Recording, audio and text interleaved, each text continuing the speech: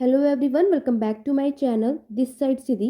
And आज की video में मैं आपके साथ MHI 01, अगर आप लोग IGNOU MA history first year के स्टूडेंट हैं तो आज की वीडियो आप सभी के लिए बहुत ही ज़्यादा हेल्पफुल होने वाली है, क्योंकि आज की वीडियो में मैं आपके साथ MHI 01 के आपके लास्ट 10 ईयर्स के क्वेश्चन पेपर सॉल्व करवाने वाली हूँ।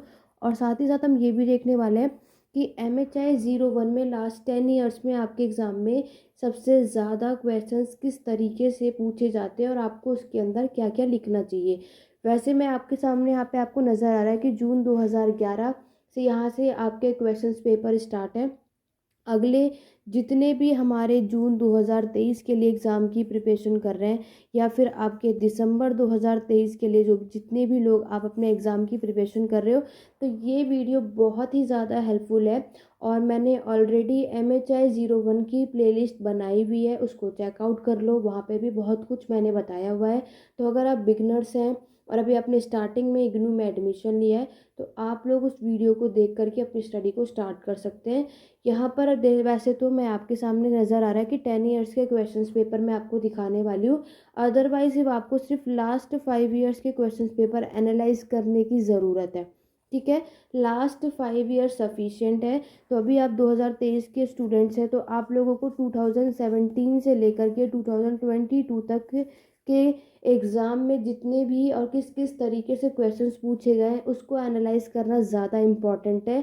लेकिन मैं आपको पूरे 10 ईयर्स की दिखा दे रही हूँ कि अभी तक यहाँ पे MHI 1 जो कि आपका एंशियंट एंड मेडिएवल सोसाइटी है, यानी कि आपका प्राचीन और मध्यकालीन समाज सामाजिक आपका जो पहला सब्जेक्ट है, इसके ऊपर बात करने वाली हूँ। इसी तरीके से हम MHI 2, MHI 4, MHI 5 first year के सारे सब्जेक्ट डिस्कस करने वाले हैं। तो अगर आप हमारे चैनल पे नए हो तो जल्दी से चैनल को सब्सक्राइब कर लो, बेल आइकन प्रेस कर लो, ताकि आगे की वीडियो जब भी ऐसे अपलोड नोटिफिकेशन आपको मिले। और यहाँ पर मैं आपको साथ साथ ये भी बताने वाली हूँ कि यहाँ पर जितने भी जून एग्ज़ाम के स्टूडेंट्स हैं या दिसंबर एग्ज़ाम के लिए, आप सभी के लिए आपके एग्ज़ाम के लिए सबसे ज़्यादा इम्पॉर्टेंट क्वेश्चंस कौन सा है। ठीक है, तो चलिए बढ़ते हैं अपने आज की वीडियो की तरफ, अपनी क्लास को स्टार्ट करते हैं। वीडियो पसंद आए तो लाइक शेयर करना बिल्कुल भी मत भूलना। तो चलिए स्टार्ट करते हैं। जैसे कि आप सभी ऑलरेडी अपनी चीज़ों को जानते हो कि आप लोगों का जो एग्ज़ाम है वो 100 मार्क्स का होता है। ठीक है, वेटेज आपको पता है कि 70% होता है। आपको अपने एग्ज़ाम को 3 आवर्स के अंदर कंप्लीट करना होता है। और 30% का जो वेटेज होता है आप सभी को पता है वो आपका असाइनमेंट का होता है। ठीक है, वैसे मैं ऑलरेडी बहुत सारी वीडियोस बना चुकी हूँ कि आपको असाइनमेंट कैसे बनाना है, कैसे सबमिट करना है, क्या प्रोसेस होता है, एग्ज़ाम कब तक दे सकते हो, असाइनमेंट कब सबमिट करना होता है, वो सारा कुछ। मैं आपको ये वीडियो स्टार्ट करने से पहले एक डाउट और क्लियर कर दूँ। आप लोगों का जो भी सेशन होता है, ठीक है, आपको असाइनमेंट हमेशा याद रखना ऑन टाइम सबमिट करना होगा। ठीक है, ये आपको टाइम पर ही असाइनमेंट सबमिट करना है। ठीक है, बाई चांस आप गलती से लेट भी हो गए, नहीं कर पाए किसी भी रीज़न से, तो आप आगे सबमिट कर सकते हो। लेकिन जब आप अपने असाइनमेंट को सबमिट करोगे तो वो आपको क्या करना है, अपने उस आप कौन सा सेशन के हैं उसको ज़रूर नोट कर देना। ठीक है, बाकी एग्ज़ाम आपको देना ही देना है। ठीक है, बाकी अब मैंने आपको बताया ही है पहले की वीडियो में 5 साल की वैलिडिटी होती है।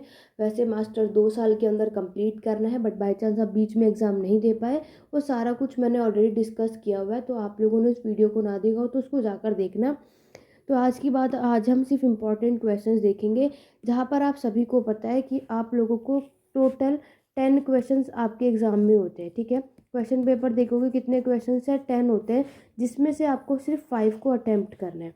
ठीक, आपके पास यहाँ पे 2 सेक्शन होंगे, सेक्शन ए और सेक्शन बी। ठीक है, 2 सेक्शन होंगे। और यहाँ पर आपसे एक बात कहिए, पर सेक्शन से आपको 2 क्वेश्चंस अटैम्प्ट करने हैं, ऐसा यहाँ पे कंपलसरी कहा गया है। और यहाँ पर आप देखोगे कि आपके पास एक 20 मार्क्स का क्वेश्चन होगा और एक 10 मार्क्स का क्वेश्चन होगा। ठीक है, जिसमें से ये आपको 500 वर्ड्स के अंदर कंप्लीट करना है और 10 मार्क्स का जो है आपका 250 वर्ड्स के अंदर कंप्लीट करना है। इट मीन्स मैंने आपको बताया था ये 5 पेजेस के अंदर आपको अपने आंसर को कंप्लीट करना है, और ये 3 पेजेस के अंदर, नहीं तो 2.5 ढाई पेज भी चलेगा, नहीं तो मैक्सिमम आपको 3 पेजेस के अंदर 10 मार्क्स वाले आंसर लिखने हैं। ये सब मैं बहुत सी प्रीवियस वीडियोस में बता चुकी हूँ। बढ़ेंगे अपने क्वेश्चन की तरफ। तो क्वेश्चन ये रहा आप सभी के सामने। क्वेश्चन देखो 2011 की बात कर रहे हैं, ये क्वेश्चन भी इम्पॉर्टेंट है, लेकिन आपको इसमें देखो क्या करना है। Discuss the development of the tools during the paleolithic period, how did it effect the way of human life. आपको मैंने ऑलरेडी बताया था कि जो आपका फर्स्ट ब्लॉक है, ठीक है, जिसमें यूनिट 1 to 5 है, ठीक है, यूनिट 1 to 5 है, यानी 5 यूनिट्स हैं। तो अगर इसमें फर्स्ट ब्लॉक अगर आप सभी ने अच्छी खासे तरीके से पढ़ लिया तो 30 मार्क्स आपके यहीं से बनते हैं, ठीक है, क्योंकि यहाँ से 2 क्वेश्चंस आपसे एग्जाम में पूछे जाते हैं, एक आपका 20 मार्क्स का पूछा जाता है और एक आपका 10, ठीक है। तो यहाँ पर देखो बीच बीच में जब ये चीज़ें चेंज कर देते हैं क्वेश्चन, तो क्या क्या पूछते हैं। पेलियोथिक पीरियड आपने अच्छे खासे तरीके से पढ़ा है, पूरा पाषाण काल का समय, ये आपके बुक में आपका यूनिट 1 है, जिसको आप चैप्टर क्या नाम है आपका, हंटिंग और गैदरिंग, ठीक है, शिकार और संग्रहण आपके फर्स्ट चैप्टर है। हंटिंग और गैदरिंग से ये क्वेश्चन पूछा है, जिसको हम पाषाण काल यानी कि पूरा पाषाण काल के नाम से जानते हो। यहाँ पर आपके जो टूल्स हैं, जो आपके उपकरण का विकास हुआ है, वो आपसे पूछा गया है, और इससे आपके ह्यूमन के लाइफ पर क्या असर पड़ रहा है, क्या इफेक्ट पड़ रहा है, ये आपको बताना है। 20 मार्क्स का क्वेश्चन पूछा है, ठीक है।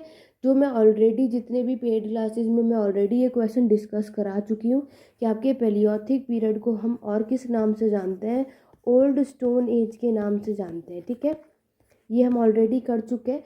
टाइम पीरियड आपको हमेशा बताना ही बताना है, 2.5 मिलियन से लेकर के आपका कितना 10,000 BC यानी ईसा पूर्व तक ये गया है, ये आपको ज़रूर बताना। मैंने आपको आंसर लिखने के तरीके के हमेशा बताया कि आपको इंट्रोडक्शन यानी प्रस्तावना लिखना है, उसके बाद जो भी क्वेश्चन में आपसे पूछा गया उसके बारे में बताओ। कंक्लूजन अगर आप लिख सकते हो तो वह बहुत ही अच्छी बात है, नहीं तो स्किप भी कर सकते हो, कोई बात नहीं, लेकिन कोशिश करो कि 5 क्वेश्चन में से 2-3 क्वेश्चन के आंसर आप कंक्लूजन पे ही ख़त्म करें। उसके बाद आपसे यहाँ पर पूछा है टूल्स, मैंने आपको ऑलरेडी बहुत सी वीडियोस में बताया हुआ है, तो याद रखना टूल्स हमें मैंने आपको बताए हैं ऑलरेडी कि ये आपके किस तरीके के होते हैं। लार्ज होते हैं साइज़ में, ठीक है, बड़े होते हैं, रफ होते हैं यानी खुरदुरे होते हैं, ये मैं आपको ऑलरेडी बता चुकी हूँ। और कैसे होते हैं, हैवी होते हैं, ठीक है, भारी होते हैं, जिसको आप किस नाम से जानते हो, क्वेटेज, ठीक है, क्वेटेज टूल, हिंदी में भी इसे क्वेटीज ही कहते हैं। तो क्वेटीज टूल्स कौन से होते हैं, जो बहुत ही ज़्यादा बड़े होते हैं, खुरदुरे होते हैं और भारी होते हैं। इस तरीके के टूल्स आप देखोगे कि पूरा पाषाण काल यानी पैलियोथिक के समय पर यूज़ होता है।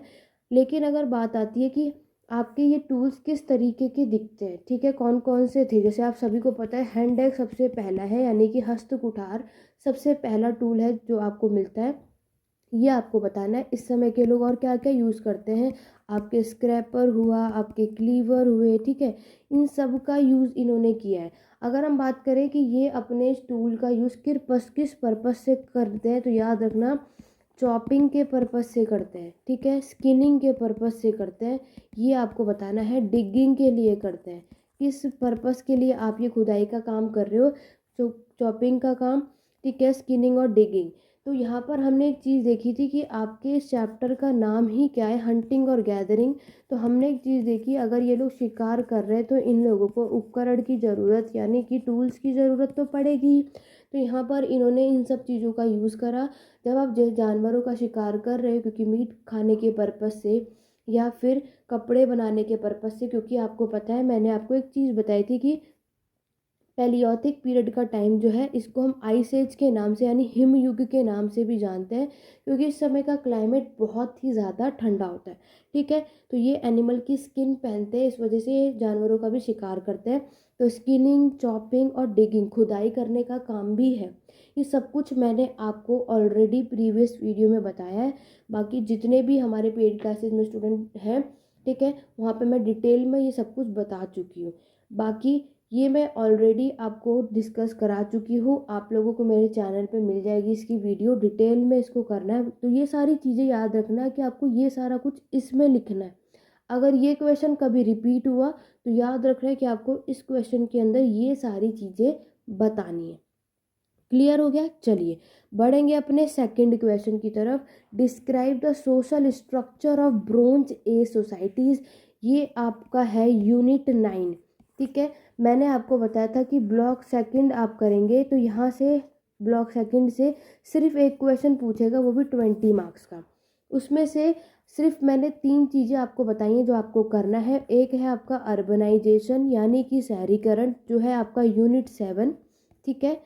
और नेक्स्ट मैंने आपको बताया था इनकी राइटिंग यानी कि इनकी लेखन शैली कैसी है, ये बताना है। या तो ये आपसे सोशल स्ट्रक्चर, और ये आज तक फॉलो होता हुआ ही आ रहा है, तो ये मैंने आपको ऑलरेडी प्रीवियस वीडियोस में बताया हुआ है कि यूनिट 9 में सोशल स्ट्रक्चर आपको करना है, ठीक।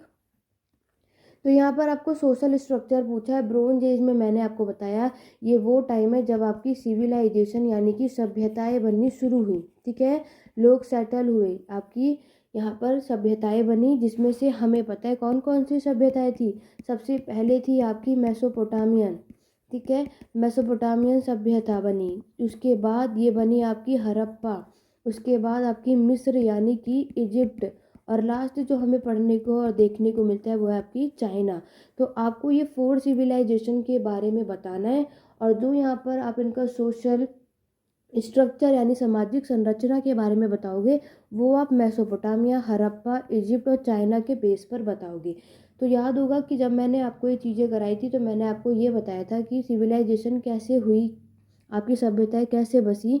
इसके भी 2 कारण हैं, यानी कि इसके भी 2 रीज़न मैंने बताए थे, जिसमें से एक था आपका रीज़न आपका एग्रीकल्चर यानी खेती, क्योंकि खेती ही यानी कि आपका एग्रीकल्चर पहला रीज़न माना जाता है जिसकी वजह से आपकी सभ्यताएं बनी, लोगों सेटल होना शुरू हुए, क्योंकि इससे पहले सारे के सारे नोमैडिक यानी कि खानाबदोशी लोग थे, ठीक है। तो एग्रीकल्चर की वजह से इन लोगों को एक जगह सेटल होना पड़ा। और दूसरा रीज़न मैंने बताया था आपके मेटल्स यानी कि धातु, क्योंकि बिना मेटल्स के आप बिल्डिंग्स, टेम्पल्स कुछ नहीं बना सकते। अपने घर भी बनाओगे, एग्रीकल्चर का काम करना है तो उतने अच्छे टूल्स भी होने चाहिए। तो मेटल्स, ये 2 रीज़न है जिसके वजह से आपको ये सिविलाइजेशन देखने को मिलती है। और फिर मैंने आपको बताया था कि जब इन सारी सभ्यताओं के लोगों का सबका एक इम्पॉर्टेंट काम है, वो है आपका खेती करने का, एग्रीकल्चर मेन ऑक्यूपेशन है। तो उसके लिए आपको ऐसी लैंड चाहिए होगी जहाँ पर वो लैंड फर्टाइल यानी कि उपजाऊ हो। तो इसी वजह से ये सारे लोग ऐसे जगह जाकर रहेंगे जहाँ पे लैंड फर्टाइल हो। तो वो जगह फर्टाइल कहाँ होगी, जहाँ पर आसपास की नदियाँ होंगी, ठीक। तो मेसोपोटामिया के लोग, मैंने आपको ऑलरेडी बताया था कि ये कौन सी नदी के पास, यूफ्रेट्स और टिग्रिस, ये सिविलाइजेशन बसी थी आपके यूफ्रेट्स और टिग्रिस रिवर के पास। हड़प्पा का सबको पता है इंदस रिवर के पास, ठीक है। इजिप्ट का सबको पता है नाइल यानी कि रे रिवर, और चाइना का हमें पता है हुआंग हू यानी कि आप उसको येल्लो रिवर के नाम से भी जानते हो, ठीक है। तो ये सारी सभ्यताएं कोई ना कोई नदी के पास जाकर के सेटल हुए और सब ने अपना काम करना शुरू किया। तो इस तरीके का आपको सोशल स्ट्रक्चर यहाँ पर लिखना है। तो जब आप लोग सोशल स्ट्रक्चर लिखोगे तो आपको और क्या करना है, पूरा आपको इनका सोशल स्ट्रक्चर यानी कि टेम्पल्स कैसे बने, इस समय की बिल्डिंग्स कैसी थी, ठीक है। ब्रोंज एज का टाइम है, हमने पढ़ा था। इस समय के जो इन्होंने घर बनाने शुरू करे थे वो बर्न्ट ब्रिक्स यानी सन ड्राइड, ठीक है, पकी हुई ईंटों का इन्होंने यूज़ करा अपने घर बनाने के लिए। ये सारी चीज़ें आपको इसके अंदर बताना है, ठीक है। आपका एग्रीकल्चर मेन काम है, तो मतलब एग्रीकल्चर का काम करोगे। इरिगेशन, सिंचाई के लिए आपने किन किन चीज़ों का यूज़ करा या क्या क्या चीज़ें बनाए, तो याद होंगे कुएँ, वेल्स हमें देखने को मिलती है मोहनजोदारो में 700 से ज़्यादा। तो ये सारा कुछ आपको इसके अंदर बताना है। ऐसे ही मेसोपोटामिया, हड़प्पा, इजिप्ट और चाइना, इन सब से रिलेटेड आपको सोशल स्ट्रक्चर लिखना है। सोसाइटी इन सब में कैसी थी, ठीक है। यहाँ पर जो काम हो रहा है तो मैन और वुमेन कौन क्या काम कर रहा है, कौन किसकी कितनी हेल्प कर रहा है, और वुमेन का क्या था, मैन का काम क्या था, वो सारा काम आपको यहाँ पर बताना है इसमें। बाकी इसको डिटेल में आप यूनिट 9 से पढ़ सकते हैं, ठीक। चलिए आगे बढ़ेंगे। क्वेश्चन नंबर 3 ये आप सभी के सामने। क्वेश्चन नंबर 3 देखो, stages of the expansion of the Persian empire, ये है आपका ब्लॉक 3, ठीक है। ब्लॉक 3 पर्शियन एम्पायर इन दिनों तो बहुत ही रेयर पूछा जाता है, बहुत ही कम आता है, ज़्यादातर पर्शियन एम्पायर पूछा नहीं जाता।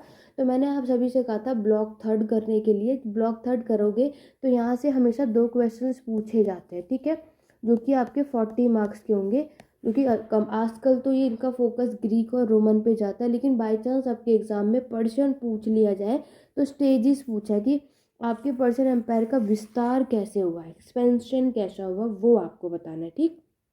तो ये मैंने ऑलरेडी पढ़ाया हुआ है, इसको अगर आप ब्लॉक थर्ड में चेक करोगे तो ये है आपका यूनिट 11 पर्शियन एम्पायर, ठीक है। यूनिट 11 है, ये भी मैंने आपको बता दिया है। तो पर्शियन एम्पायर में जब आप बताओगे तो आपको पता है कि पर्शियन एम्पायर में सबसे पहला राजा कौन था, आपका साइरस, ठीक है। उसके बाद से इनके बेटे ने रूल किया था कैम्बिसस, ठीक है। उसके बाद आए थे आपके डेरियस फर्स्ट, ठीक है। उसके बाद इनके बेटे ने रूल किया था जर्जिस फर्स्ट ने।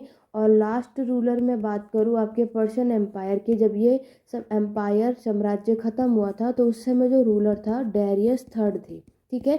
जिस समय आपके अलेक्जेंडर द ग्रेट ने पूरे एम्पायर को कॉन्कर कर लिया था, जीत लिया था, तो उस समय राजा कौन था पर्शियन का, डेरियस थर्ड थे। देखो सबसे ज़्यादा पावरफुल आपके साइरस और आपके डेरियस फर्स्ट को माना जाता है, क्योंकि इन दोनों ने अच्छा खासा विस्तार किया था आपके पर्शियन का, ठीक है। कैम्बिसस की बात करूँ तो ये सिर्फ इजिप्ट तक ही विस्तार कर पाए, सिर्फ अपने समय पर, क्योंकि ये 529 से लेकर के 522 बीसी ईसा पूर्व तक ही इन्होंने रूल किया। इसके बाद इनकी डेथ हो जाती है। तो इन 4-5 सालों के अंदर ये सिर्फ क्या कर पाए, इजिप्ट को ही कंट्रोल कर पाए। उसके बाद इनकी डेथ हो जाती है। तो ये इतने इंपॉर्टेंट पावरफुल रूलर नहीं माने जाते। सबसे आउटस्टैंडिंग रूलर, सबसे पावरफुल रूलर जो माने गए वो है आपके डेरियस फर्स्ट, ठीक है। सेकंड नंबर पे साइरस है। इन दोनों ने बहुत ही अच्छा खासा विस्तार किया। डेरियस जब राजा बना तो इसने ईस्ट और वेस्ट दोनों डायरेक्शन में एक्सपेंशन किया।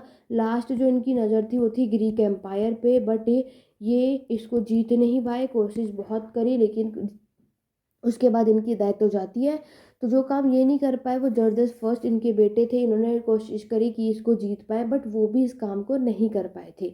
ग्रीक एम्पायर बहुत पावरफुल था, पर्शियन से भी ज़्यादा, तो पर्शियन यहाँ पे जीत जाता है, और सॉरी ग्रीक एम्पायर आपका जीत जाता है, पर्शियन आपका हार जाता है, ठीक है। इनका जो कोशिश था कि ग्रीक एम्पायर को भी हमें कॉन्कर करना है, बट वो नहीं कर पाए। साइरस की अगर हम बात करें, इसने बहुत सारे जगहों को कॉन्कर किया था, लाइक आपके एनातोलिया को, मेडिटेरियन सी, ठीक है। इसने बहुत सारे आपका तुर्किस्तान, उज़्बेकिस्तान, अफ़गानिस्तान, इन सारी जगहों को ये कॉन्कर कर लिया था इसने। इसके बाद इनकी भी डेथ हो जाती है, ठीक है। 529 बीसी में इनकी डेथ होती है, तब कैम्बिसस आते हैं। ये आपको याद रखना है। तो यहाँ पर आपको इन तीनों के बारे में बताना है। आपके एग्ज़ाम में यहाँ पर ये दिख रहा है, लेकिन अगर हम अभी बात करें कि आगे अब सबसे ज़्यादातर ये क्या पूछते हैं, तो ये आपसे पूछते हैं सिर्फ डेरियस फर्स्ट या फिर साइरस। 10 मार्क का क्वेश्चन पर्शियन एम्पायर के प्रेजेंट टाइम में बता रही, क्योंकि ये तो आपका 2011 का क्वेश्चन पेपर है ना। तो याद रखना, अगर आप पर्शियन एम्पायर पढ़ रहे हो, थोड़ा बहुत एक स्टडी करके चले जाओ कि बाई चांस, वैसे तो ये नहीं आता लेकिन गलती से उनका मन हुआ तो कभी कभी 10 मार्क्स में ये क्वेश्चन को पूछ लेते हैं। तो यह है साइरस, तो आपको उसमें शॉर्ट नोट बताना है, तो डेरियस फर्स्ट। इन दोनों रूल को अच्छी तरीके से करके जाना, 10 मार्क का क्वेश्चन ये आ जाता है, 20 में ये लोग नहीं पूछते हैं। क्लियर हो गया, चले आगे। चलिए, ये रहा फोर्थ क्वेश्चन आप सभी के सामने। वीडियो पसंद आ रही हो तो लाइक शेयर करना बिल्कुल भी मत भूलना। आप सभी के लिए वीडियो मैं बना रही हूँ ताकि आगे जितने भी यहाँ पर इग्नू एमएसटी से कर रहे हो तो आपको मैं डिटेल में चीज़ें बता सकूँ, किस तरीके से क्वेश्चंस आते हैं। चैप्टर्स में ऑलरेडी प्रीवियस वीडियोज़ में बता चुकी हूँ। आज मैं आपको पूरे 10 ईयर्स के क्वेश्चन पेपर को दिखा रही हूँ ताकि आप लोग इसको देखो, समझो और उसी तरीके से अपनी प्रिपरेशन करो कि ये क्वेश्चन आएगा तो क्या करोगे, ठीक है। अभी ये 2011 का पूरा क्वेश्चन पेपर सॉल्व करा रही हूँ, उसके बाद हम डायरेक्ट 17 और 18 पे चलेंगे, ठीक है। क्योंकि अब जो मेन इंपॉर्टेंट है वो लास्ट 5-6 ईयर के क्वेश्चन करोगे उतना सफिशियंट होगा।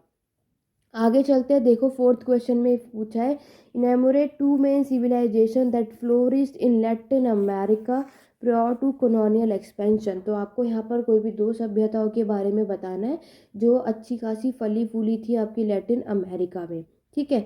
ये आपको बताना है। तो यहाँ पर इस क्वेश्चन की मैं बात करूँ तो यहाँ पर आपको कन्फ्यूज़ नहीं होना है। तो यहाँ पर याद होगा, ये है आप सभी का ब्लॉक 4, ठीक है। पहले आप देख सकते हो कि आपसे किस तरीके से लैटिन अमेरिका के डायरेक्ट 2 सिविलाइजेशन पूछ रहे हैं। आज के टाइम में मैं बात करूं कि आज ये किस तरीके से पूछते हैं, तो डायरेक्ट यहाँ पर 2 सिविलाइजेशन आपसे पूछा है। तो याद होगा फोर्थ ब्लॉक मैंने आपसे कहा था जो है आपका माया, इनका और आपका एस्टेक सिविलाइजेशन। ये 3 सिविलाइजेशन है जो लैटिन अमेरिका में यहाँ पर फ्लोरिश हुई हैं, जिसमें से आपको किसी 2 के बारे में बताना है। लेकिन आज के टाइम की मैं बात करूँ तो 2023 के एग्ज़ाम में या 22 जो भी करंटली जो ये लोग पूछते हैं वो डायरेक्ट माया सिविलाइजेशन के बारे में बताओ, या कभी कभी तो एस्टेक ज़्यादा पूछ रहे हैं 10 मार्क्स में, ठीक है। लेकिन ज़्यादातर आप सभी से माया सिविलाइजेशन पूछा जाता है जो कि 20 मार्क्स का है। लेकिन अगर आप सिर्फ ब्लॉक 4 को करना चाहते हो, यहाँ से हमेशा सिर्फ एक ही क्वेश्चन आएगा, वो भी 20 मार्क्स का, जो मैं आपको ऑलरेडी बता चुकी हूँ। तो कभी कभी बाई चांस वैसे तो अब आपसे डायरेक्टली इन सिविलाइजेशन की नहीं पूछ लिए जाते हैं, लेकिन आप ये देख सकते हो कि अगर आपको ये घुमा दे तब आपको क्या करना है, याद रखना कि लैटिन अमेरिका की सिविलाइजेशन के बारे में बताना है। तो समझ जाना, माया, इनका और एस्टेक के बारे में ये आपसे पूछ रहा है, तो कोई भी दो सभ्यताओं के बारे में आपको एक्सप्लेन करना है, माया, इनका, एस्टेक, आपके ऊपर है। वरना अभी मैंने आपको बताया कि ये सिंगल क्वेश्चन आपके एग्जाम में आता है, लेकिन आता ज़रूर है 4th ब्लॉक से भी 20 मार्क का एक क्वेश्चन, ठीक। तो माया और एस्टेक को ज़्यादातर अच्छे तरीके से स्ट्रॉन्ग करके जाइए। माया को तो 100% पढ़ के जाना है, एस्टेक आजकल 10 मार्क्स में पूछ लिया जाता है, इसको पढ़ के ज़रूर जाओ कि बाई चांस आपके एग्ज़ाम में आ जाए तो आप लोग इसको ईजिली से कर पाए। माया, इनका, एस्टेक मैं ऑलरेडी प्रीवियस वीडियोस में अच्छे से इस क्वेश्चन को एक्सप्लेन कर चुकी हूँ कि ये आएगा तो आपको इसके अंदर क्या क्या लिखना है। उसके लिए आप मेरी MHI 01 की प्लेलिस्ट को चेक करोगे तो आप लोगों को ये चीज़ें कि क्वेश्चन क्लियर हो जाएगा, ठीक। चलिए आगे बढ़े क्वेश्चन 5 पे। ये रहा शॉर्ट नोट आप सभी के सामने। जैसे कि मैंने आपसे कहा था कि शॉर्ट नोट आपको कोई भी दो करने 4 मिलेंगे, 250 वर्ड्स के अंदर करना है। इट मीन्स 3 पेजेस के अंदर आपको अपने शॉर्ट नोट को कंप्लीट करना है। जहाँ पर सबसे पहला क्वेश्चन आपको नज़र आ रहा है पेस्ट्रोलिज्म नोमैडिज्म, यह है आपका यूनिट सेकंड, क्योंकि मैंने अभी आपको कहा था फर्स्ट ब्लॉक से दो क्वेश्चन आएंगे 30 मार्क्स, एक 20 का और एक 10 का, ठीक है। ये बहुत ही इम्पॉर्टेंट है, आज तक ये पूछा ही जाता है और अभी तक ये पूछा ही जाता है। पशुपालन खानाबदोश, ये चैप्टर सभी जानते हो, इसको हम मीसोलिथिक यानी कि मध्य पाषाण काल के नाम से भी आप इसको जानते हो, ठीक है। ये वो फेज है जब यहाँ के लोग आपके पशुपालन खानाबदोशी थे। इस समय के लोगों ने डोमेस्टिकेशन यानी जानवरों को पालतू बनाना स्टार्ट कर दिया था, ठीक है। सब कुछ जानते हो, सबसे पहले इन्होंने डॉग को पाला था, उसके बाद इन्होंने शिप को, गोट को, कैटल को, इन सब को डोमेस्टिकेट किया था। तो ये आपको याद रखना है। ये भी मैं ऑलरेडी अपने प्रीवियस वीडियो में अच्छे से एक्सप्लेन कर चुकी हूँ। तो यहाँ पर आप जिसमें आप देखोगे मैराथन है, 1.5 घंटे की वो वीडियो है, उसमें इसको जाके डिटेल में देखना। आगे हम बात करते हैं अर्बनाइजेशन इन ब्रोंज एज सोसाइटी। तो ये आप देखो, ये है आपका यूनिट 7। मैंने अभी आपसे कहा कि सेकंड ब्लॉक से शहरीकरण भी ये पूछता है। इसके अंदर भी मेसोपोटामिया, इजिप्ट, हड़प्पा और चाइना का शहरीकरण कैसा था ये आपको बताना है। कौन सी नदी के पास ये सब सेटल हुए थे, ठीक है। इन्होंने, इनके घर कैसे बने हुए थे, स्क्वायर शेप के थे, ट्रायंगल शेप के थे, स्क्वायर शेप के थे, वो सारा कुछ आपको बताना है। सर्कुलर शेप का था, बर्न्ड ब्रिक का यूज़ किया था, इरिगेशन की फैसिलिटीज़ कैसी थी, ये सारी चीज़ें आपको इसके अंदर लिखना है, ठीक है। कौन किसके साथ ट्रेड करता था, किस चीज़ का करता था, ये सारा कुछ इसमें आपको लिखना है। यूनिट 7 है। आगे बढ़ेंगे, political structure in ancient Roman empire. तो ये थर्ड ब्लॉक का है। आजकल तो ये पिछली, हाँ तो चलो ये 2011 का क्वेश्चन पेपर है, वरना रोमन एम्पायर अब आपसे याद रखना 20 मार्क्स में पूछेगा। पॉलिटिकल स्ट्रक्चर पूछ रहा है, जिसमें मैंने आपको बताया था कि यहाँ पर आपके सीनेट है, ठीक है, असेंबली, ये आपको बताना है। सीनेट में मैंने आपको ऑलरेडी अच्छे खासे तरीके से बताया था। आपके कौन बैठते हैं, आपके पैट्रिशियन, ठीक है, पैट्रिशियन बैठते हैं। असेंबली में मैंने बताया था यहाँ पर आपके पैट्रिशियन और आपके प्लेबिनियन, ये दोनों की दोनों यहाँ पर बैठते हैं, ठीक है। सीनेट में कौन बैठेगा ये लोग डिसाइड करते थे, असेंबली के लोग, ठीक है। रोमन एम्पायर का 20 मार्क्स में आता है। और फिर ये सारा पॉलिटिकल स्ट्रक्चर आपको इसके अंदर बताना है, ठीक है। यहाँ पर एक और यहाँ पे आपके मिलिट्री के लोग भी असेंबली में होते थे सेकंड नंबर पे, ठीक है। ये थर्ड पे होते थे, ये फर्स्ट पे। तो यहाँ पर आपके सीनेट में पैट्रिशियन कौन बैठता था ये सारा कुछ आपको बताना है, ये आपको इसके अंदर लिखना है। यूनिट है आपका 11, ठीक है, 13 है, सॉरी, 11 तो पर्शियन है, 12 आपका ग्रीक है। यूनिट 13 में देखोगे पॉलिटिकल स्ट्रक्चर ये है, बाकी इसको डिटेल में मैंने आपको कराया। पैट्रिशियन, प्लेबिनियन होते थे ये आपके कॉमन पीपल, ठीक है, आम आदमी। और ये आपके एरिस्टोक्रेट्स होते थे, प्रिस्ट, जो कि रूल करते थे। ये सारा कुछ इसके अंदर बताया है। ये तब का टाइम है जब यहाँ पर ये रिपब्लिक था, कोई राजा नहीं था, तब उस समय स्ट्रक्चर कैसा था वो आपको सारा कुछ यहाँ बताना है, ठीक। वैसे मैं ये ऑलरेडी पढ़ा चुकी हूँ। बाकी जितने भी मेरे से क्लासेस में जूम ऐप पे जो हमारी क्लासेस चलती है, पेड क्लासेस, उसमें इसको डिटेल में कराया है और ये क्वेश्चन आता भी है, याद रखना। चलो आगे बढ़ेंगे। साउथ अफ्रीका आपको बताना है ड्यूरिंग द मेडिएवल पीरियड, मध्यकालीन इतिहास के समय पर आपका साउथ अफ्रीका कैसा था, ये आपको बताना है। बट चलो ये आज के टाइम पे इम्पॉर्टेंट नहीं है, ये अभी रिसेंटली 5-6 सालों में नहीं पूछा जा रहा, तो उसको स्किप करेंगे। आगे बढ़ेंगे और सेक्शन बी की तरफ। वीडियो पसंद आ रही तो लाइक शेयर कर लो। पेड क्लासेस से रिलेटेड रिगार्डिंग कोई इन्फॉर्मेशन चाहिए तो आपको डिस्क्रिप्शन बॉक्स में व्हाट्सअप नंबर मैंने दिया हुआ है, वहाँ पर जाकर के उस व्हाट्सअप नंबर पे आप मुझे मैसेज के थ्रू बाकी की इन्फॉर्मेशन डिटेल ले सकते हैं। नया बैच स्टार्ट हो चुका है, वहाँ पर सारी चीज़ें डिटेल में कराई जाएंगी। नहीं तो आप टेलीग्राम चैनल, इंस्टाग्राम हैंडल को मेरे फॉलो कर सकते हैं, जो भी सोशल मीडिया का यूज़ करते हो, बाकी की इन्फॉर्मेशन वहाँ मिल जाएगी। आगे बढ़ेंगे। क्वेश्चन 6 की मैं बात करती हूँ। Discuss the main rise of Islam in Arabia, तो how did it influence the contemporary society. देखो ये भी इंपॉर्टेंट है, ये आज तक आपके पूछा ही जा रहा है, ठीक है, कि आपके इस्लाम का उदय अरब में हुआ था, इसके बारे में पूरा आपको बताना है, ठीक। इसका उदय कब हुआ था, जब आपका रोमन एम्पायर डिवाइड हो गया था आपके वेस्ट और ईस्ट पार्ट में।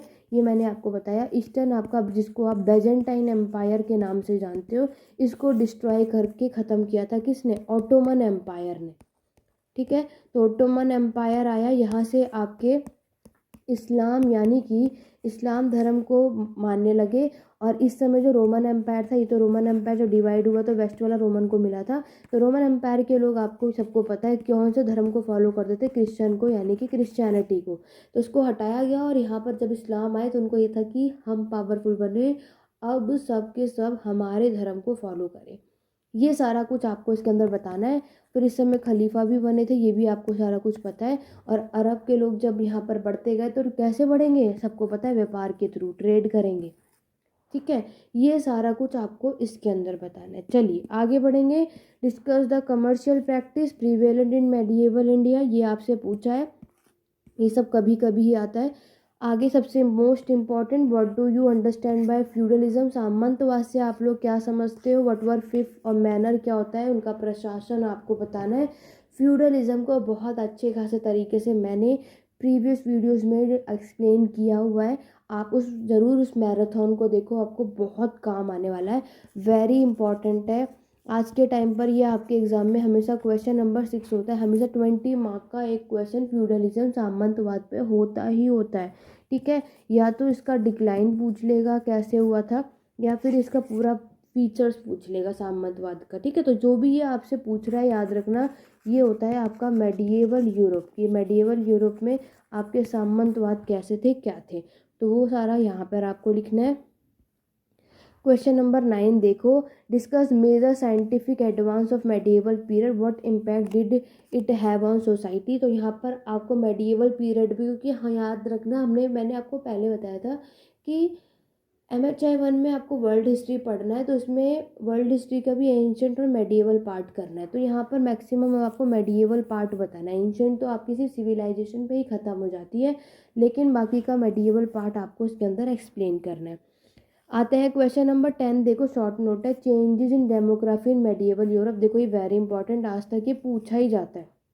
गन पाउडर वेरी इंपॉर्टेंट, ठीक है। Rule of 4 Khalifa very important, ये आज तक आते हैं। अब्बासी दुए है ना, उमैया दुए, ये सारे खलीफा आपसे पूछे जाते हैं। बाकी इसमें आपसे 4 खलीफा पूछ रहे हैं। अबू बकर हुए, आपको अच्छे खासे तरीके से पता है। इन सब के नाम, अली, उमैयद, इन सब के नाम आपको बताना है। इसको मार्टिन लूथर, ये तो चलो आज के टाइम पे उतना नहीं आता, बट ये तीनों बहुत इंपॉर्टेंट टॉपिक है। जो मैंने मैराथन बनाया ना, जल्दी से उसको चेक कर लो, बहुत काम आएगा। हिंदी में ये रहा आप सभी के सामने, ठीक है। हिंदी में 2011 का क्वेश्चन पेपर चाहो तो अच्छे खासे तरीके से देख लो, ये रहा आप सभी के सामने, इसी तरीके का आपसे पूछा जाता है, ठीक है। तो ये सारी क्लैरिटी आपको समझ आई।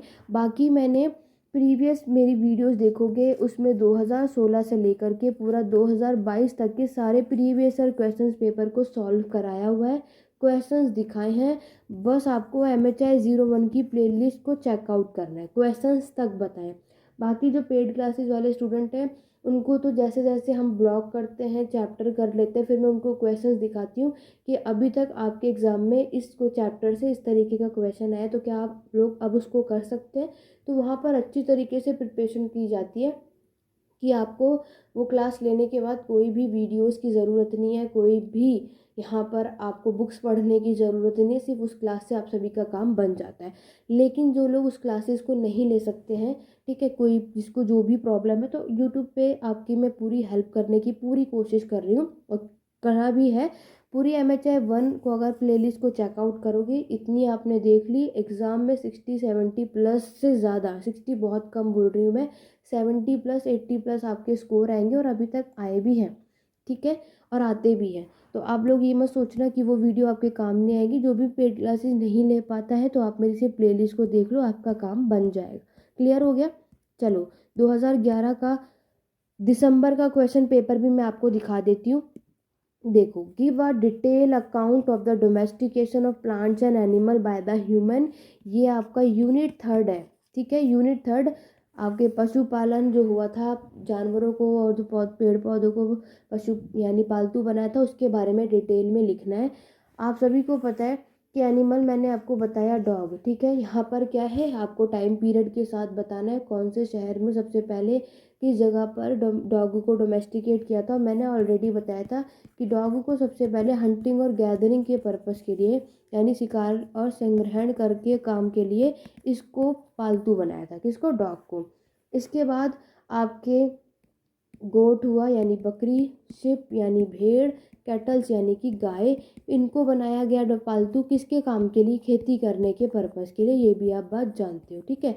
और यहाँ पर क्या है कि आपको बुक्स के अंदर ये सारे कुछ डिटेल में दिया हुआ है कि जब आप जानवर को पालतू बनाओगे तो कौन सी चीज़ों का ध्यान रखोगे। तो आपको पता है, आप पहली चीज़ ये ध्यान रखोगे कि वो आप पर अटैक ना करे, आप सेफ रहो, ठीक है। तो हमें ऐसे कोई भी जानवर को पालतू नहीं बनाना है जिससे हमें कोई खतरा हो। दूसरा, आप जब किसी को लेकर आए तो वही फूड की भी तो जिम्मेदारी आपकी है, तो फूड भी हम उसको ईजिली से प्रोवाइड कर सकें, क्योंकि हमें पता है इस समय के लोग क्या है, खाना बदोशी हैं, नोमैडिक हैं।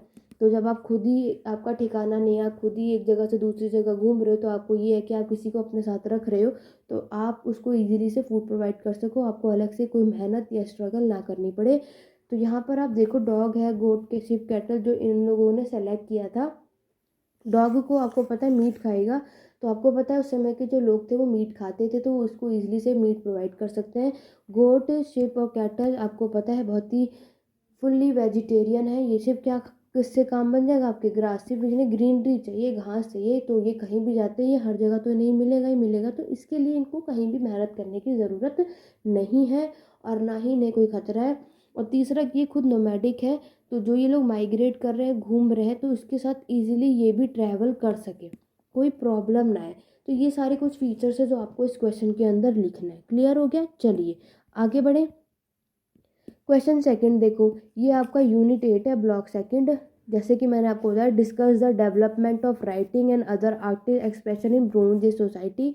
राइटिंग मैंने अभी आपसे कहा, लेखन पूछा जाता है, तो आपको पता है कि जब राइटिंग आए तो कितनी इंपॉर्टेंट चीज़ हुई। इससे पहले सारे काम आप ओरली कर रहे थे, और ओरली सोर्स का रिकॉर्ड आपको पता है कि हम एग्जैक्ट तो कह नहीं सकते, इसलिए आपको बहुत ऐसे सोर्सेज है जो हमने आज हमारी चीज़ों से छूट चुके हैं। क्यों? क्योंकि जब तक हम कोई भी चीज़ 100% श्योरिटी के साथ नहीं कहते, तब तक आप देखोगे कि कोई भी चीज़ इतिहास में आप नहीं पढ़ते हो। लेकिन राइटिंग आने का फ़ायदा क्या हुआ कि अब आपको ईजी हो गया अपनी चीज़ों को कहना करना, और वो एक लंबे समय तक आप उसका रिकॉर्ड रख सकते हो, ठीक है। तो यहाँ पर आपको ब्रोंज एज है, याद रखना। राइटिंग के बारे में बता रहे हो तो मेसोपोटामिया, इजिप्ट, चाइना और हड़प्पा के बारे में बताना है। मेसोपोटामिया आपको पता है कौन सी राइटिंग यूज़ करता है, क्यूनिफॉर्म, ठीक है। इजिप्ट की मैं बात करूँ तो ये राइटिंग यूज़ करता है हेरोग्लिफिज्म, ठीक है। और आपको पता है चाइना, ये जो अपनी राइटिंग लिखते थे, ये लिखते थे क्योंकि पेपर का इन्वेंशन तो इन्होंने ही कर दिया था, ये टोटोइस शेल पे ये अपनी चीज़ें लिखते थे, ठीक है। हड़प्पा का तो आपको पता है, यहाँ पर हमें सील्स मिलते हैं, लेकिन वो सब के सब अनडेसिफर्ड है, आज तक हम पढ़ नहीं सकते हैं। तो ये पूरा चैप्टर इससे रिलेटेड है, आपको बताना है। क्लियर हो गया? क्योंकि आपको पता है कि सारे रिकॉर्ड रखते थे, टैबलेट्स भी हमें मिलते हैं जिसमें ये सारी चीज़ें का रिकॉर्ड बनाते हैं कि किस समय उस समय के लोगों ने कितना काम किया, हमने किसको कितनी सैलरी दी। आपको पता है उस समय सैलरी तो होती नहीं थी, बाटा सिस्टम था, बाटा सिस्टम था। और दूसरा, आपको अगर इनको आप सैलरी देते हो, काम के बदले कुछ दोगे, तो किसके ग्रेन्स देते थे या तो लैंड देते थे, ठीक है। पैसे तो थे नहीं कि हम चलो कॉइन देंगे। ये सारी चीज़ें आपको इसके अंदर बताना है। यूनिट 8 है, मैंने आपको बता दिया। आगे बढ़ेंगे, इसको तो इम्पोर्टेंट कर लो, आजकल तो ये बहुत ही फेवरेट क्वेश्चन है, ग्रीक का क्वेश्चन है। यूनिट मैंने आपको बता दिया 12, discuss the nature of conflict of aristocracy and peasantry during the archaic and classical Greek period, how did it culminate into the establishment of democracy. ये क्वेश्चन अब आपके प्रेजेंट टाइम में बहुत बार पूछा जा रहा है, ठीक है। पहले तो ये सिर्फ ग्रीक का सिर्फ एक ही क्वेश्चन पूछते थे, वो था आपका स्लेवरी की, इस समय के स्लेव्स की कंडीशन कैसी थी। लेकिन अब ये लोग आपके अरिस्टोक्रेट्स और पीजेंट के क्या हालात है, ये ज़्यादातर पूछ रहे हैं। यूनिट 12 में एक आपका एक सब टॉपिक है, उसमें इसको पढ़ लेना, ठीक है। आपको पता ही है, आपके जितने भी अरिस्टोक्रेट है अच्छा खासा इनका शोषण करते हैं, एक्सप्लॉइट करते हैं पीजेंट का, ठीक है। इनको उतने पैसे भी नहीं मिलते हैं, उतनी सैलरी भी नहीं मिलती और काम इनसे ओवर टाइम कराया जाता है, ठीक है। टैक्सेस लेते हैं, और अगर आपके पीजेंट ने इनसे लोन ले लिया तो फिर तो गए पीजेंट तो, ठीक है। तो उनके क्या हालात थी, किस चीज़ में विवाद था, उसको अच्छे खासे तरीके से आपके ग्रीक वाले टॉपिक में आपको इसको पढ़ना है। ये ज़्यादातर इम्पॉर्टेंट है।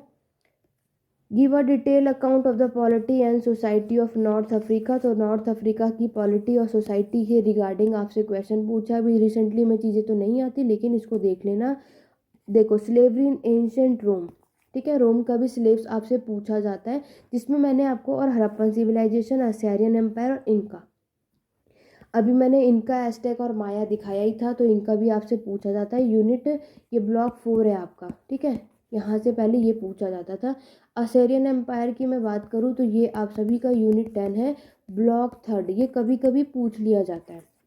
असेरियन एम्पायर जो है ये आपके मेसोपोटामिया के साउथ नॉर्थ में रूल कर रहे थे, ठीक है। साउथ में तो बेबीलोनियन कर रहे थे, नॉर्थ में असेरियन एम्पायर रूल कर रहे थे। यहाँ पे मोनार्की सिस्टम था, ठीक है। यहाँ पर आपके सल्मनेश्वर फर्स्ट, तिग्लैत-पिलेसर फर्स्ट, ये सारे कुछ राजा आए थे जिन्होंने यहाँ पे रूल किया था और अपने असेरियन एम्पायर को बढ़ाया था। ये सारा कुछ इसके अंदर आपको बताना है। यूनिट 10 है, अच्छे खासे तरीके से लिख सकते हो। हड़प्पा सभ्यता तो कौन नहीं लिख सकता, सबको इस हिस्ट्री पढ़ रहे हैं और आप ये नहीं कर सकते तो ये मान ही नहीं सकते, ये आप इजीली कर सकते हो। बाकी रिसेंटली में अभी ये क्वेश्चन नहीं पूछा जाता। बात करते हैं आपके एंशेंट के समय पे स्लेव का सिचुएशन कैसा था। रोमन में, रोम आपको याद रखना, रोम स्टार्टिंग में ये रोम था और ये आपके इटली के शहर से निकला हुआ एक शहर था। बाद में ये रोम आपका बनता है रोमन रिपब्लिक, ठीक है, रोमन रिपब्लिक। फिर रोमन रिपब्लिक के बाद ये बनता है आपका रोमन एम्पायर। ये सारा कुछ मैंने डिटेल में कराया हुआ है, ठीक है। पेड क्लासेस में ऑलरेडी डिटेल में सारी चीज़ें बताई भी हैं, लेकिन अगर आप लोग चाहेंगे, अगर आपने इस वीडियो को अच्छे से लाइक और शेयर किया, कमेंट करके अगर आपकी रिक्वेस्ट, अगर आप लोग चाहते हैं कि मैं इस पे ये लेकर के आऊँ, वैसे तो आप लोग इसको कर लेना, ठीक है, यूनिट 13 में है। लेकिन अगर आप लोग चाहते हैं कि इस पे मैं वीडियो लेकर के आऊँ रोमन एम्पायर पे स्पेसिफिक, तो आप मुझे ज़्यादा से ज़्यादा जितने कमेंट करेंगे, वीडियो को लाइक शेयर करेंगे, तो इस पर मैं वीडियो लेकर के आऊँगी आपके एग्ज़ाम आने से पहले, ठीक। तो वहाँ पर वैसे तो जो मैराथन की है उसमें चेक करना, मैंने उसमें कराया हुआ है। और एक बात है कि आपके रोमन की स्लेवरी पे MHI 1 की प्लेलिस्ट चेक करना, मैं ऑलरेडी अपलोड कर चुकी हूँ। उसमें जितना लिखा है, जैसा मैंने लिखा उसका नोट्स बना लो, हिंदी में हो चाहे आप इंग्लिश में हो, बहुत ही अच्छा मैंने नोट्स उसमें बनाया हुआ है, डिटेल में सारा कुछ लिखा है। उसको कर लोगे आपका काम बन जाएगा। 10 मार्क्स में बहुत अच्छे तरीके से इस टॉपिक को मैंने कराया हुआ है, ठीक है। इसका भी कराया है और आपके ग्रीक के स्लेव का भी कराया है, जो ज़्यादातर पूछा जाता है। तो रोमन और ग्रीक का कर लेना, दोनों अच्छे खासे तरीके से पढ़ाया है। आगे बढ़ रहे हैं, इसका सेकंड पार्ट देखो। आपको बताना है give a detail account of religion in the late Roman empire. Late Roman empire में मैंने अभी आपको बताया किसको मानते हैं, क्रिश्चियनिटी को मानते हैं, तो ईसाई धर्म के बारे में लिखना है कि किसका उदय कैसे हुआ, किसने किया, ठीक है, वो आपको बताना है। फ्यूडलिज्म वेरी इंपॉर्टेंट है, ये क्वेश्चन हमेशा मिलेगा। 2 फेजेस बताने हैं फ्यूडलिज्म के यूरोप में, आपको पता है 2 फेजेस के अंदर आप इसको पढ़ते हो। एक है आपका 9 to 11 सेंचुरी और एक आप पढ़ते हो 11 to 14 सेंचुरी के अंदर 2 पार्ट में हम अपने सामंतवाद को पढ़ते हैं। ठीक है, ये आपके यूनिट 20, 21, 22 का पूरा सामंतवाद का चैप्टर है, जिसमें डिक्लाइन, फेजेस, सारा कुछ फीचर सब कुछ एक साथ है, तो उसको जाके कर लेना। 2 में आप इसको पढ़ते हो। इसमें हालात बहुत ही ख़राब थे, यहाँ पर सिचुएशन कंडीशन आपकी अच्छी हो जाती है, ये सारा कुछ इसमें बताया हुआ है जो आपको लिखना है। ठीक है, इस समय जो है ये लोग सिर्फ प्रोडक्शन उत्पादन उतना कर पा रहे थे जितना ये खुद और अपनी अपनी फैमिली का गुजारा कर सकें। इस समय उत्पादन बहुत अच्छा हुआ क्योंकि इनके पास हल आयरन का फ्लो आ चुका था। तो ये सारे के सारे आप पैसे वाले भी हो गए, वेल्दी भी हो गए, ये सारा कुछ आपको उसमें डिटेल में बताना है। जब आप इस फेज़ को करोगे, दोनों फेज़ को, इन दोनों फेज़ के अंदर आप देखोगे 2 फेजेस को जब आप करोगे, इस पहले फेज़ को हमें 3 पार्ट में पढ़ना है और दूसरे फेज़ को हमें कुछ 5 पार्ट्स में अंदर इसको एक्सप्लेन करना है। वो आप याद रखना है। एग्रीकल्चर प्रोडक्शन इस तरीके से उसमें दिया हुआ है, ऑर्गेनाइजेशंस है ना, सब्सटेंस फार्मिंग, ऐसे टॉपिक्स उसके अंदर है, वो आपको एक्सप्लेन करना है। वेरी इंपॉर्टेंट, फ्यूडलिज्म से ये क्वेश्चन आपके अभी तक पूछा जाता है और आगे भी आएगा। ठीक, चलो ये भी एक इम्पॉर्टेंट क्वेश्चन कर लो। Discuss the Indian maritime trade in the 15th century, how did Portuguese influence it. तो पोर्चुगीज 18th सेंचुरी में भारत आए थे, सबको पता है, और ये पहली ऐसी कंट्री जिसने हमारे भारत को डिस्कवर किया था, वास्को दी गामा जी आए थे। ठीक है, स्पाइसेस मसाले के ट्रेड के पर्पस से सारा कुछ आप जानते हो। तो ये आपको बताना है कि किस वजह से ये प्रभावित हुए, किस चीज़ का ट्रेड करते हैं, सारा कुछ ये आज तक आता है, ये भी बहुत इंपॉर्टेंट है। आगे चलें, क्वेश्चन 9 है development of town in medieval Europe. तो मेडिएवल यूरोप में आपके जो शहर हैं इनका विकास कैसा हुआ ये आपको बताना है। ये क्वेश्चन अभी तो रिसेंटली इतना नहीं आता लेकिन पूछ लिया जाता है। बाकी के ये 4 क्वेश्चन है। चाइना की सोसाइटी कैसी थी, मेडिएवल के टेक्सटाइल प्रोडक्शन, प्रोटेस्टेनिज्म और मर्चेंट का ग्रुप कैसा था, आपके जो गिल्ड हैं, जो व्यापारी करते हैं, व्यापारी हैं, उनके बारे में बताना है।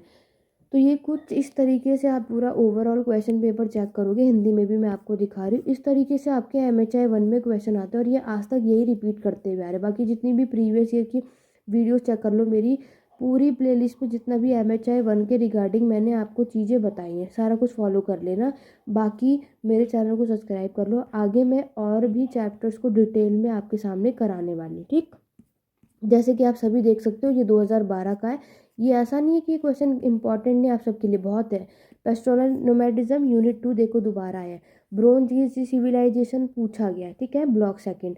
ये देखो पर्शियन, ग्रीक और रोमन, ये तीनों को एक साथ पूछ लिया। ठीक, लैटिन अमेरिका माया तो बहुत ही इंपॉर्टेंट है, इसको तो स्किप बिल्कुल मत करना। राइज ऑफ इस्लाम बहुत बार आता है, आज तक आता ही है और ये लोग आपसे पूछते हैं। फ्यूडलिज्म तो बिना पूछे क्वेश्चन 6 आज तक इसी पे है, पूछा जाता है, इसको करके जाना, मैं पहले ही कह रही हूँ। जितने भी जून एग्ज़ाम की प्रिपरेशन कर रहे हो, ये क्वेश्चंस आपको भी देखने को मिलने वाले हैं। ठीक है, उसके बाद अगर हम बात करें, सब कुछ ही पॉपुलेशन, डेमोग्राफी, ये सब कुछ आज तक आता है। हड़प्पन सिविलाइजेशन तो कभी कभी आता है, ठीक है, ज़रूरी नहीं कि आए, लेकिन आएगा तो ईजी है, आप लोग तो आराम से सबको बता दोगे। ये सारा कुछ हिंदी में है। ठीक है, किसके अंदर क्या करना है, कैसे करना है, जितना कुछ जो भी मैंने आपको बताया उसे कर लो। आगे अगर नेक्स्ट क्वेश्चन पेपर है हमारे पास दिसंबर 2012 का, दे देखो इसमें न्यूलिथिक रेवोल्यूशन है आपका, नवपाषाण क्रांति, यूनिट 4। ठीक है, ये टर्म किसने दिया था, मैंने आपको ऑलरेडी प्रीवियस वीडियो में बताया, गॉर्डन चाइल्ड। ये भी कभी कभी 10 में पूछ लिया जाता है। इसको और आप क्या कहते हो, न्यू स्टोन एज के नाम से जानते हो। ठीक है, इस समय के लोगों ने क्या काम स्टार्ट कर दिया था, एग्रीकल्चर, खेती की शुरुआत कर ली थी। खेती शुरू हो गया तो आपने बर्तन बनाने शुरू कर दिए, पोट्री बनाया किस लिए, कुकिंग के पर्पज़ से लिए, और आपने अपने जो अनाज उगा रहे उसके स्टोरेज के पर्पज़ के लिए। ठीक है, और फिर आपने क्या बनाने शुरू करे, हाँ, सेटलमेंट्स, परमानेंट। इस समय अब आप सेटल हो गए क्योंकि आपको क्या करना है, एग्रीकल्चर। परमानेंट सेटलमेंट हुए, इस समय के लोगों ने मड ब्रिक्स यानी कि मिट्टियों के घर बनाने शुरू कर दिए थे। ठीक है, इसके अलावा इस समय के लोगों ने वीविंग, बुनाई का काम भी शुरू कर दिया था। ये सारा कुछ आपको इस वाले चैप्टर में डिटेल में लिखना है, पूरा इसी को डिटेल में करना है बस। ठीक है, वह ऑलरेडी इसको मैंने कराया हुआ है, नहीं तो आप मेरी एंशियंट हिस्ट्री की प्लेलिस्ट को चेकआउट करना, स्टोन एज डिटेल में मैंने उसमें पढ़ाया हुआ है, सब कुछ समझ में आ जाएगा। ठीक, ये रहा अर्बनाइजेशन वाला यूनिट 7 शहरीकरण। ठीक है, पॉलिटिकल स्ट्रक्चर दोबारा आया, सीनेट अभी मैंने ऊपर भी बताया था, और आपकी असेंबली। ठीक है, और सबसे ऊपर आता है आपका किंगशिप। जो आपका राज्यसभा लोकसभा आप जानते हो ना, इस तरीके से इनका भी ये काम था उस समय पर। इनका देखो दोबारा पूछा है, ठीक है। तो ये आपके एग्ज़ाम में आता है। प्री मॉडर्न चाइना कभी कभी आप देखोगे, इतना इंपॉर्टेंट नहीं है। ये देखो फ्यूडलिज्म का डिक्लाइन, फ्यूडलिज्म के 2-3 ही क्वेश्चन होते हैं जो रिपीट होते हैं। क्राफ्ट प्रोडक्शन आपको पता होना चाहिए, ठीक है। मेडिएवल सोसाइटी के समय पर फैमिली कैसी थी, हमें पता है न्यूक्लियर फैमिली थी। ये सारा कुछ इनके मैरिज, बर्थ, चाइल्ड, ये सारा प्रोसेस इसके अंदर बताया हुआ है, वो आपको लिखना है। हंटिंग और गैदरिंग फर्स्ट चैप्टर। पैलियोथिक यानी कि पूरा पाषाण काल। नोमैडिक पी एम्पायर है आपका। टेक्सटाइल प्रोडक्शन कैसा था, ये देखो रिपीट हुआ है। तो ये कुछ ऐसे टॉपिक्स है जो आपको आने चाहिए और ये रिपीटेड है, कुछ चेंज नहीं होगा, ठीक है। अगर आपको ये वीडियो पसंद आई और आप मुझे जल्दी से कमेंट करो, ये सारा कुछ मैं आपको शेयर कर दूंगी मेरे टेलीग्राम पे। पूरे 10 ईयर्स के क्वेश्चन पेपर को देखते रहना, सब रिपीटेड है, जो जो बताया देखो वही आएगा। तो आपको क्या करना है, पहले चीज़ तो मेरे टेलीग्राम चैनल को ज्वाइन करो, नीचे लिंक डिस्क्रिप्शन बॉक्स में है, दोनों टेलीग्राम चैनल जो आपके पीडीएफ के लिए डाउट या क्वेरी है। कमेंट करो MHI 1 का कौन सा टॉपिक पढ़ना चाहते हैं, आप सभी कमेंट करो। टॉपिक का नाम लिखना है कि आप ये टॉपिक करना चाहते हो और मैं इस पर वीडियो हमारे चैनल पे लेकर आऊँ, इसके लिए कमेंट करो। आज की वीडियो में मैंने आपको MHI 1 के 10 ईयर के क्वेश्चन पेपर दिखा दिए ऑलरेडी। 2016 से लेकर के 2022 के मैं ऑलरेडी प्रीवियस वीडियो में सॉल्व करा चुकी हूँ। आज मैंने आपको कुछ और भी चीज़ें दिखा दी। जितनी चीज़ें आज की वीडियो में बताई हैं ये आपकी जून 2023 और दिसंबर 2023 के लिए एग्ज़ाम के लिए बहुत इंपॉर्टेंट है। बस आपको क्या करना है, टॉपिक का नाम कमेंट करना और बताना है कि आप कौन से टॉपिक पे वीडियोस चाहते हो, ठीक है। तो ये थी छोटी सी वीडियो, आशा करती हूँ आपको ये वीडियो हेल्पफुल रही होगी। बाकी की जो भी पेड क्लासेस से रिगार्डिंग इन्फॉर्मेशन चाहिए, लिंक आपको व्हाट्सएप नंबर नीचे मिल जाएगा, मैसेज के थ्रू बाकी की अपडेट ले सकते हैं। आज की वीडियो कैसी लगी कमेंट करके ज़रूर बताइएगा। आज की वीडियो में बस इतना ही, मिलेंगे अपने नेक्स्ट वीडियो में। इसी तरीके से मैं आपको MHI 2, 4 और 5 की भी चीज़ें कराने वाली हूँ, तो उसके लिए मेरे चैनल पे बन रही है। तो चलिए स्टूडेंट, आज की वीडियो में बस इतना ही, मिलते हैं अपने नेक्स्ट वीडियो में। Thank you for watching. Welcome back to our channel, this side Siddhi. And आज की वीडियो में मैं आपके साथ डिस्कस करने वाली हूँ MHI 01 के इम्पॉर्टेंट क्वेश्चंस। जैसे कि आप सभी जानते हैं आप लोगों के एग्ज़ाम है अभी 6 दिसंबर को, तो आप सभी की रिक्वेस्ट थी कि मैम दिसंबर में जो हमारे एग्ज़ाम है इसके लिए इम्पॉर्टेंट क्वेश्चंस बता दीजिए और किस तरीके से क्वेश्चंस पूछे जाते हैं, यहाँ आपको क्या क्या क्वेश्चंस करने हैं अपने इस एग्ज़ाम के लिए। तो आज की वीडियो आप सभी के लिए लेकर आई हूँ। आज की वीडियो में मैं आपके साथ MHI 01 के 2016 से लेकर के 2021 तक जितने भी प्रीवियस ईयर क्वेश्चन पेपर है, आज की वीडियो में मैं आपके साथ सारे डिस्कस करने वाली हूँ। और हम ये देखने वाले कि MHI 01 में किस तरीके से क्वेश्चंस आपसे पूछे जाते हैं। क्लियर हो गया? वीडियो के एंड तक बने रहना क्योंकि आज की वीडियो बहुत ही ज़्यादा हेल्पफुल होने वाली है। ऑलरेडी मैं आपको MHI 01 के इम्पॉर्टेंट टॉपिक्स बता चुकी हूँ कि कौन से ब्लॉक से कौन से यूनिट्स आप सभी को करने चाहिए। अगर आप लोगों ने उस वीडियो को नहीं देखा है, लिंक डिस्क्रिप्शन बॉक्स में, नहीं तो आप MHI 01 की मैंने एक सेपरेट प्लेलिस्ट बना रखी है, MHI 1 की प्लेलिस्ट को चेकआउट करो। उसमें सारे MHI 1 से रिलेटेड जितनी भी अब तक मैंने चैनल पे वीडियोस अपलोड करी है वो सारा कुछ आपको उस प्लेलिस्ट में देखने को मिल जाएगा। लिंक डिस्क्रिप्शन बॉक्स में, नहीं तो आप प्लेलिस्ट में जाकर के चेकआउट कर सकते हो। MHI 01 वाला आप लोग सर्च करिए। अब आगे बढ़ते हैं। जैसे कि आप लोगों के एग्ज़ाम में अब ज़्यादा टाइम बचा नहीं है, आप लोग देख चुके हो। आप लोगों का एग्ज़ाम ट्यूसडे को है और आज ऑलरेडी आप लोग देख चुके हो क्या है आज, आज है सैटरडे। तो आपके पास अब 2-3 दिन मुश्किल से बचे हैं, आज के दिन तो चला ही गया। तो बात करते हैं 2 दिन आपके पास बचे, तो आपको क्या पढ़ना है, कितना पढ़ना, मैक्सिमम कौन से टॉपिक से, कौन से यूनिट से किस तरीके से क्वेश्चन पूछा जाता है, वो सब कुछ आज की वीडियो में देखेंगे।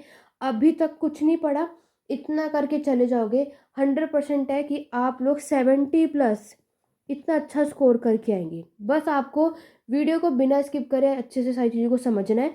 पूरी वीडियो देखने के बाद कोई डाउट या क्वेरी हो तो आप मुझसे कमेंट बॉक्स में थ्रू, नहीं तो आप मेरा टेलीग्राम चैनल है हिस्ट्री एडू पॉइंट, नहीं तो लिंक डिस्क्रिप्शन बॉक्स में, वहाँ पर भी मैसेज के थ्रू आप सारे डाउट और क्वेरी पूछ सकते हैं। चलिए स्टार्ट करते हैं अपनी आज की क्लास को स्टार्ट करने से पहले एक बार जल्दी से वीडियो को लाइक शेयर कर दो।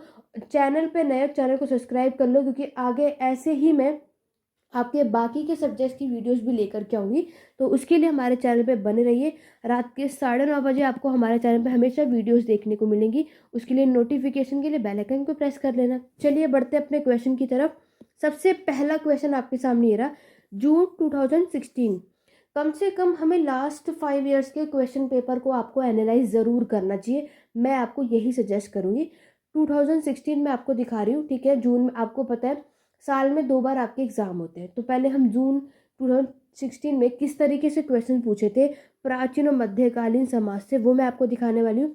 ये पूरा क्वेश्चन पेपर हिंदी मीडियम में, तो इंग्लिश वालों को ये मैं यहाँ पे बताती भी रहूँगी, तो आपको कोई प्रॉब्लम नहीं आएगी, बस आपको चीज़ों को सुनना है, क्योंकि हम बात तो हिंदी में ही करते हैं।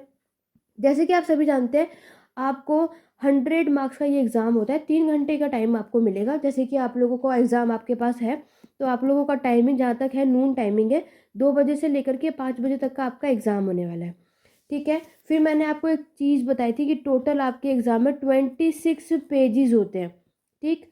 26 पेजेस में आपको कितने क्वेश्चंस को करना है, 5 क्वेश्चंस करने हैं। और मैंने ऑलरेडी अपनी प्रीवियस वीडियो में बताया था, 5 क्वेश्चन करने के लिए आप सभी को क्या करना है, जो आपके 20 मार्क्स का क्वेश्चन होगा उसको आपको 5 पेजेस में कंप्लीट करना है, और जो आपका 10 मार्क का क्वेश्चन अगर आप करोगे तो उसको आप 3 पेजेस के अंदर करोगे।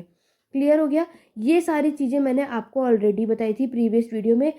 दूसरी चीज़ आप सभी को ये है कि फर्स्ट पेज जो आपके एग्ज़ाम में होता है उसको कैसे फिलअप करें, इस पे भी मैं वीडियो ऑलरेडी बना चुकी हूँ। इससे जो लास्ट वीडियो चेकआउट करोगे उसी के ऊपर है कि आप जब अपने एग्ज़ाम में जाओगे तो आपको अपने आंसर शीट में जो पहला पेज होता है उसमें कैसे क्या फिलअप करना है। अगर आपने वो वीडियो नहीं देखी है, लिंक डिस्क्रिप्शन बॉक्स में, नहीं तो लास्ट अभी जिससे पहले एक वीडियो अपलोड की थी वो उसी से बेस्ड थी, ताकि आपको कोई प्रॉब्लम ना आए जब आप एग्ज़ाम में जाओ, फर्स्ट टाइम जा रहे हो, तो आपको कैसे उसको फिलअप करना है, आपको पूछना ना पड़े, इसके लिए वीडियो देख सकते हो। चलिए बढ़ते हैं अपने क्वेश्चन की तरफ।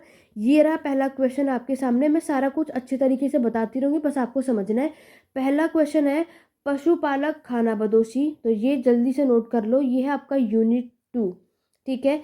इंग्लिश में अगर हम बात करें तो ये आपके पेस्ट्रोलिज्म नोमैडिज्म की बात कर रहा है, ठीक है। इसके थ्रू मैं आपको ये भी दिखाती रहूँगी कि जो जो मैंने प्रीवियस वीडियो में बताया कौन से यूनिट से सबसे ज़्यादा क्वेश्चन आते हैं, वो ऑलरेडी आप देख चुके होंगे, और किस तरीके का क्वेश्चन आएगा वो मैं आपको बता रही हूँ, क्या लिखना है वो भी बताऊंगी, ठीक। देखो वीडियो को बहुत आराम से समझना, क्वेश्चंस बहुत आराम से समझना, चीज़ों को समझना। यहाँ थोड़ा टाइम दे दोगे तो कम से कम आपने कुछ नहीं पढ़ा तो इवनली आप इतना तो करके आ जाओगे कि चीज़ें आपको क्लियर होंगी। एक चीज़ और बता दूँ, ये तो हिंदी मीडियम के यहाँ पर है। ऑलरेडी मैं वैसे MHI 1 का अपलोड कर चुकी हूँ, 2 वीडियो हैं जिसके अंदर मैंने पूरे MHI 1 को एक्सप्लेन किया है, तो वो इंग्लिश में था, ठीक है, लेकिन बताई मैंने चीज़ें हिंदी में ही है, सेम है। तो आप लोग उस वीडियो को भी देख सकते हो, प्लेलिस्ट देख के चले जाओ। MHI 1 गारंटी है, जितना बताया वही आएगा, अच्छा खासा स्कोर आप करके आएंगे। बस चीज़ों को आपको वही फॉलो करना है जितना मैं आप सभी से कह रही हूँ, ठीक है। चलिए, जैसे कि मैंने आपको प्रीवियस वीडियोज़ में बताए थे कि आपका जो फर्स्ट ब्लॉक है, बताया था ना मैंने आप सभी को, फर्स्ट ब्लॉक से कर लोगे तो 30 मार्क का क्वेश्चन आएगा। चलिए देखते हैं कि यहाँ से 30 मार्क का क्वेश्चन आपसे पूछा जाता है या नहीं। ये रहा सेकंड यूनिट पेस्ट्रोलिज्म नोमैडिज्म, जो मैं ऑलरेडी आपको पहले भी बता चुकी हूँ कि पशुपालन खानाबदोशी कौन होते हैं। तो आपसे पूछा जा रहा है कि उसकी विशेषताओं का परीक्षण और उनकी सामाजिक संरचना, यानी कि आपको इनका सोशल स्ट्रक्चर बताना है और इनकी इकोनॉमी अर्थव्यवस्था के बारे में अच्छे से एक्सप्लेन करना है। ये चीज़ आपके इस क्वेश्चन में बोल रहा है, ठीक है। इससे पहले जितने भी मैं ऑलरेडी पेड क्लासेस भी अवेलेबल हैं, जितने भी स्टूडेंट पेड क्लासेस के थ्रू ये सारे क्वेश्चन अब वो ईजिली से कर पाएंगे, क्योंकि हमने वहाँ पे ऑलरेडी सब कुछ डिस्कस कर लिया है, ठीक है। तो आप लोगों को तो कोई प्रॉब्लम होगी नहीं, बट जितने भी हमारे यूट्यूब पे व्यूअर्स हैं, आपके लिए ये वीडियो स्पेशली मैं लेकर आई ताकि आप लोगों ने कुछ नहीं पढ़ा, आपको समझ नहीं आया, तो इसके थ्रू मैं आपकी कुछ हेल्प कर सकूं। तो सपोर्ट करो और लाइक शेयर करो, और साथ ही साथ चीज़ें क्लियर हो वो मुझे बताते रहना। पहला आपका सेकेंड यूनिट है, बिकॉज अब हम बात नहीं करेंगे, अब हम सिर्फ कॉन्सेप्ट को समझने वाले हैं, ठीक है। मैंने आपको पहले ही बताया था, नोमैडिज्म पेस्टोरिज्म नोमैडिज्म ये कौन सा पीरियड है, ये आपका मध्य पाषाण काल यानी कि मीसोलिथिक पीरियड का फेज है, ठीक है।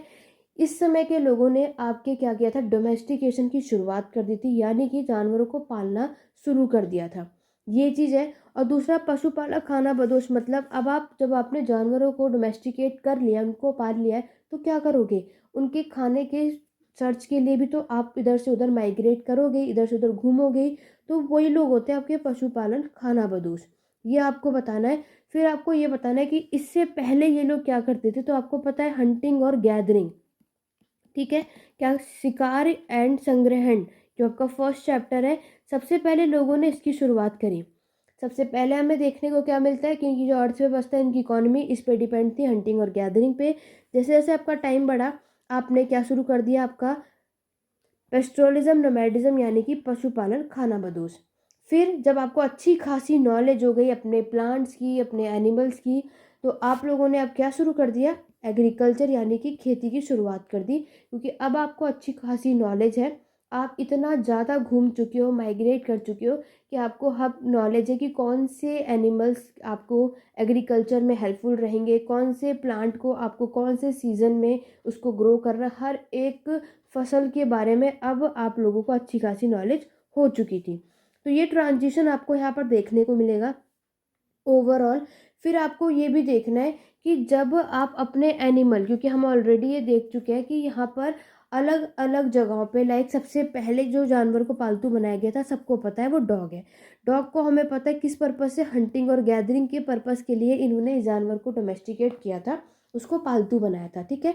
सबसे पहले हमें इसके एविडेंस कहाँ देखने को मिलते हैं, नॉर्थ ईस्ट इराक में, जो मैंने प्रीवियस वीडियो में भी ऑलरेडी बताया था। नॉर्थ ईस्ट इराक में इसमें आप देखोगे सबसे पहले आपके क्या हुआ था, इसको बनाया गया था पालतू, क्लियर। फिर आपके गोट, शिप, पिग, कैटल्स, इनको भी बनाए गए एनातोलिया, नॉर्थ ईस्ट इराक में। यहाँ पर इन्हें डोमेस्टिकेट किया गया, सबको अलग अलग पर्पज से। धीरे धीरे फिर आप देखोगे कि कैमल को बनाया गया, डोंकी को बनाया गया, हॉर्स को बनाया गया, इन सबको बनाया गया था। कहाँ कहाँ कैसे कैसे, वो सारा कुछ आपको लिखना है। बात करते हैं पेस्ट्रोलिज्म, नोमैडिज्म की, खाना बदोशी लोगों की। आपको देखो इसमें क्या करना है, पूरा यही चीज़ बताना है कि जो आपके नोमैडिक ग्रुप है, क्योंकि आपको एक चीज़ बताओ यानी जितने आपके खाना बदोशी लोग हैं, यानी आपके जो नोमैडिक है, ये मैंने आपसे पहले भी कहा था, ये सारे के सारे ग्रुप में इधर माइग्रेट करते थे। अकेले तो माइग्रेट करेंगे नहीं, अकेले तो इधर से उधर नहीं घूमते थे, ये लोग ग्रुप में जाते थे, ठीक है। तो यहाँ पर अब आप देखोगे और अपने एनिमल को भी लेकर जाते हो, ऑब्वियस सी बात है कि आपके प्लांट और एनिमल में एक अच्छा खासा रिलेशन बन जाता था। ये बात बोली थी आपके किसने, दानी एंड जीन पेयर ने, ठीक है। ये नाम याद कर सकते हो तो बहुत अच्छी बात है, इस तरीके की चीज़ें बताओगे तो एक अच्छा स्कोर आता है। फिर आपकी चीज़ आती है कि आप जब भी अपने जानवरों को लेकर के माइग्रेट करते हो, तो आप उनके खाने के लिए सर्च कर रहे हो, ठीक है, ग्रेजिंग के पर्पस के लिए। फिर आप उसके लिए ऐसी जगह ढूंढोगे, ऐसी जगह आप स्टे करोगे जहाँ पर आपको ये जो एनिमल है वो वहाँ रह सके, ठीक है। तो ये सारी चीज़ों का ध्यान रखोगे कि वहाँ का टेम्परेचर, रेनफॉल, वहाँ का इन्वायरमेंट, ठीक है, वहाँ की टेक्नोलॉजी, सारी कुछ अवेलेबल होना चाहिए, सारा कुछ आप यहाँ देखते हो। तो ओवरऑल यहाँ पे आपके बहुत सारे स्कॉलर्स ने, बहुत सारे जितने विद्वान थे, उन्होंने पेस्ट्रोलिज्म, नोमैडिज्म के बारे में बताया कि इससे पहले हम पूरा पाषाण काल यानी पैलियोथिक पीरियड के टाइम पे लोगों ने हंटिंग गैदरिंग का काम किया था, शिकार का काम किया था। उसके बाद उसी वजह से उन्होंने डोमेस्टिकेशन, एनिमल्स को पालतू बनाना शुरू करा। फिर धीरे धीरे इन लोगों ने खेती भी शुरू कर दी और आपके जानवरों को पालना भी शुरू कर दिया। एक साथ ये दोनों एक साथ ये काम कर सकते हैं। तो आपके खेती की शुरुआत करने से और से लेकर के आपके पशुपालन, खाना बदोश तक में आप क्या देख रहे हो, जितने भी आपके वेदर में यानी क्लाइमेट में जो चेंज आए, जितने भी आपके जो जो अटैक करते हैं, आपकी जो नेबर कम्युनिटीज़ होती हैं, वो सारे की सारी चीज़ें आपको बताई गई। देखो, माइग्रेट करने के बहुत रीज़न होते हैं, जैसे कि हर सीज़न में आपको फ्रूट्स मिले, वेजिटेबल्स मिले उस जगह पर, ये तो कम वो क्या कहते हैं, वो तो यहाँ पर पॉसिबिलिटी है नहीं। तो यहाँ पर आप देख सकते हो आपको इधर से उधर माइग्रेट करना पड़ेगा, या तो आप जहाँ रहते हो वहाँ पे किसी और ग्रुप ने अटैक कर दिया, या वो कहेगा मेरी जगह है यहाँ से जाओ, ठीक है, तो भी आपको भागना पड़ेगा। तो माइग्रेट करते रहना है, ये चीज़ है। फिर यहाँ पर पशुपालन, खाना बदोश, ये आपका स्प्रेड कैसे होता है, कैसे फैला, तो देखो कहीं भी जाओगे आपको क्या देखोगे कि वहाँ पर उसके खाने की चीज़ हो, ठीक है, जो उसको चाहिए, जो आपके एनिमल्स को चाहिए, वो सारी चीज़ें हो। आप वहाँ का क्लाइमेट देखोगे, ठीक है, कि क्लाइमेट कैसा है। उसके बाद जो भी आपके एनिमल्स खाते हैं, ब्रीडिंग के लिए उनकी जगह है या नहीं है, जिस पर्पज़ से आप इतना घूम रहे हो, वो सारा कुछ आप देखोगे। देन आपको यहाँ पर देखो क्या बताना है कि आपके अफ्रीका हुआ, ठीक है, आपका ईरान हुआ, चाहे आपका एशिया माइनर हुआ, ठीक है, इन जगहों में फाइनली बहुत सारी जगहों पे यहाँ पे पशुपालन यानी कि पेस्टोरलिज्म लोगों ने स्टार्ट करा था। कब? 3rd मिलीनियम BC के अराउंड। क्लियर हो गया। इसके बाद धीरे धीरे अफ्रीका में भी आपको देखने को मिलेगा, डोमेस्टिकेशन भी स्टार्ट हुआ। नॉर्थ अफ्रीका में भी आपके पेस्टोरलिज्म पशुपालन यहाँ पे स्टार्ट हुआ 5 मिलीनियम BC के अराउंड। ये सारी चीज़ें स्टार्ट हुई। धीरे धीरे इंडिया में भी यहाँ पे लोगों ने इसको स्टार्ट करा। ठीक है, फिर धीरे धीरे आपके साइबेरिया, स्पेन, मंगोलिया, चाइना, यहाँ पर भी इनका हुआ। बात करते हैं सोशल स्ट्रक्चर। ठीक है, सोशल स्ट्रक्चर यानी कि आपकी अर्थव्यवस्था और सामाजिक संरचना कैसी थी। देखो, आपको पता है कि ये लोग जो कैटल्स हैं, इनका ये लोग यूज़ करते थे किस लिए? अपने कस्टम्स के लिए, अपने रीति रिवाजों के लिए, अपने रिचुअल्स के लिए, अपने सेक्रीफाइसेस के लिए ये लोग कैटल्स का यूज़ करते थे, इसलिए भी वो डोमेस्टिकेट करते थे। दूसरा इनका सोशल स्ट्रक्चर क्या है? मोनोगैमी। आप सभी को पता है कि यहाँ पर मोनोगैमी थी, लेकिन पोलोगैमी होता है ना, जैसे कि पोलोगैमी भी कहीं कहीं आपको देखने को मिलेगा। ये इनकी सोसाइटी में आपको देखने को मिलता ही मिलता है। ठीक है, यहाँ पर भी लॉज आपको देखने को मिलेंगे। इकोनॉमिक स्ट्रक्चर की बात करोगे तो आपका मेन क्या प्रोडक्शन है? आपका एग्रीकल्चर आप कर रहे हो। पेस्टोरलिज्म, नोमैडिज्म के लिए आपने अपनी इकोनॉमिक एक्टिविटी को स्टार्ट करा है। दूसरा, आपने जो लोगों को, जो आपके पास क्या है, शिप है, तो आपने वूल, क्या ये वूल के में अब आपने फैब्रिक का यूज़ करना शुरू करा, इससे आपने कपड़े बनाने शुरू करोगे। ठीक है, तो ये सारी चीज़ें आपको इस वाले चीज़ों में लिखना है। सेकंड यूनिट है। मैं ऑलरेडी प्रीवियस वीडियोस में ये ऑलरेडी बहुत अच्छे से एक्सप्लेन कर चुकी हूँ। MHI 1 की पूरी प्लेलिस्ट को देख लेना। इस वीडियो को तो कम्प्लीटली देखो ही, बाकी इस वीडियो को भी देख लेना। इंग्लिश में है, उसमें सारे क्वेश्चंस मैंने इंग्लिश में दिखाए हुए हैं, यहाँ पर हिंदी में, लेकिन बात वही है। आगे बढ़ेंगे। नेक्स्ट क्वेश्चन है, कांस्य युग में नगरीकरण के विकास के लिए उत्तरदायी कारणों की चर्चा करो। क्या प्रौद्योगिकियों ने इसमें कोई भूमिका निभाई थी? तो ये आपके अर्बनाइजेशन से क्वेश्चन पूछा गया है। बात करेंगे तो ये है आपका यूनिट 7, यानी कि आपके कांस्य युग ब्लॉक सेकंड का यूनिट 7 है। ठीक है, अर्बनाइजेशन। जैसे कि मैंने आपसे कहा था कि सेकंड ब्लॉक करोगे अगर आप लोग, तो सेकंड ब्लॉक से आपको एक ही क्वेश्चन पूछेगा, या तो अर्बनाइजेशन, या तो शहरीकरण पूछेगा, या तो राइटिंग, लेखन कैसा था, या तो आपसे इनका सोशल स्ट्रक्चर पूछेगा, सामाजिक संरचना पूछेगा, कैसा था आपकी जब सभ्यताएं आई थी। ये सारा कुछ मैं ऑलरेडी प्रीवियस वीडियो में बता चुकी हूँ।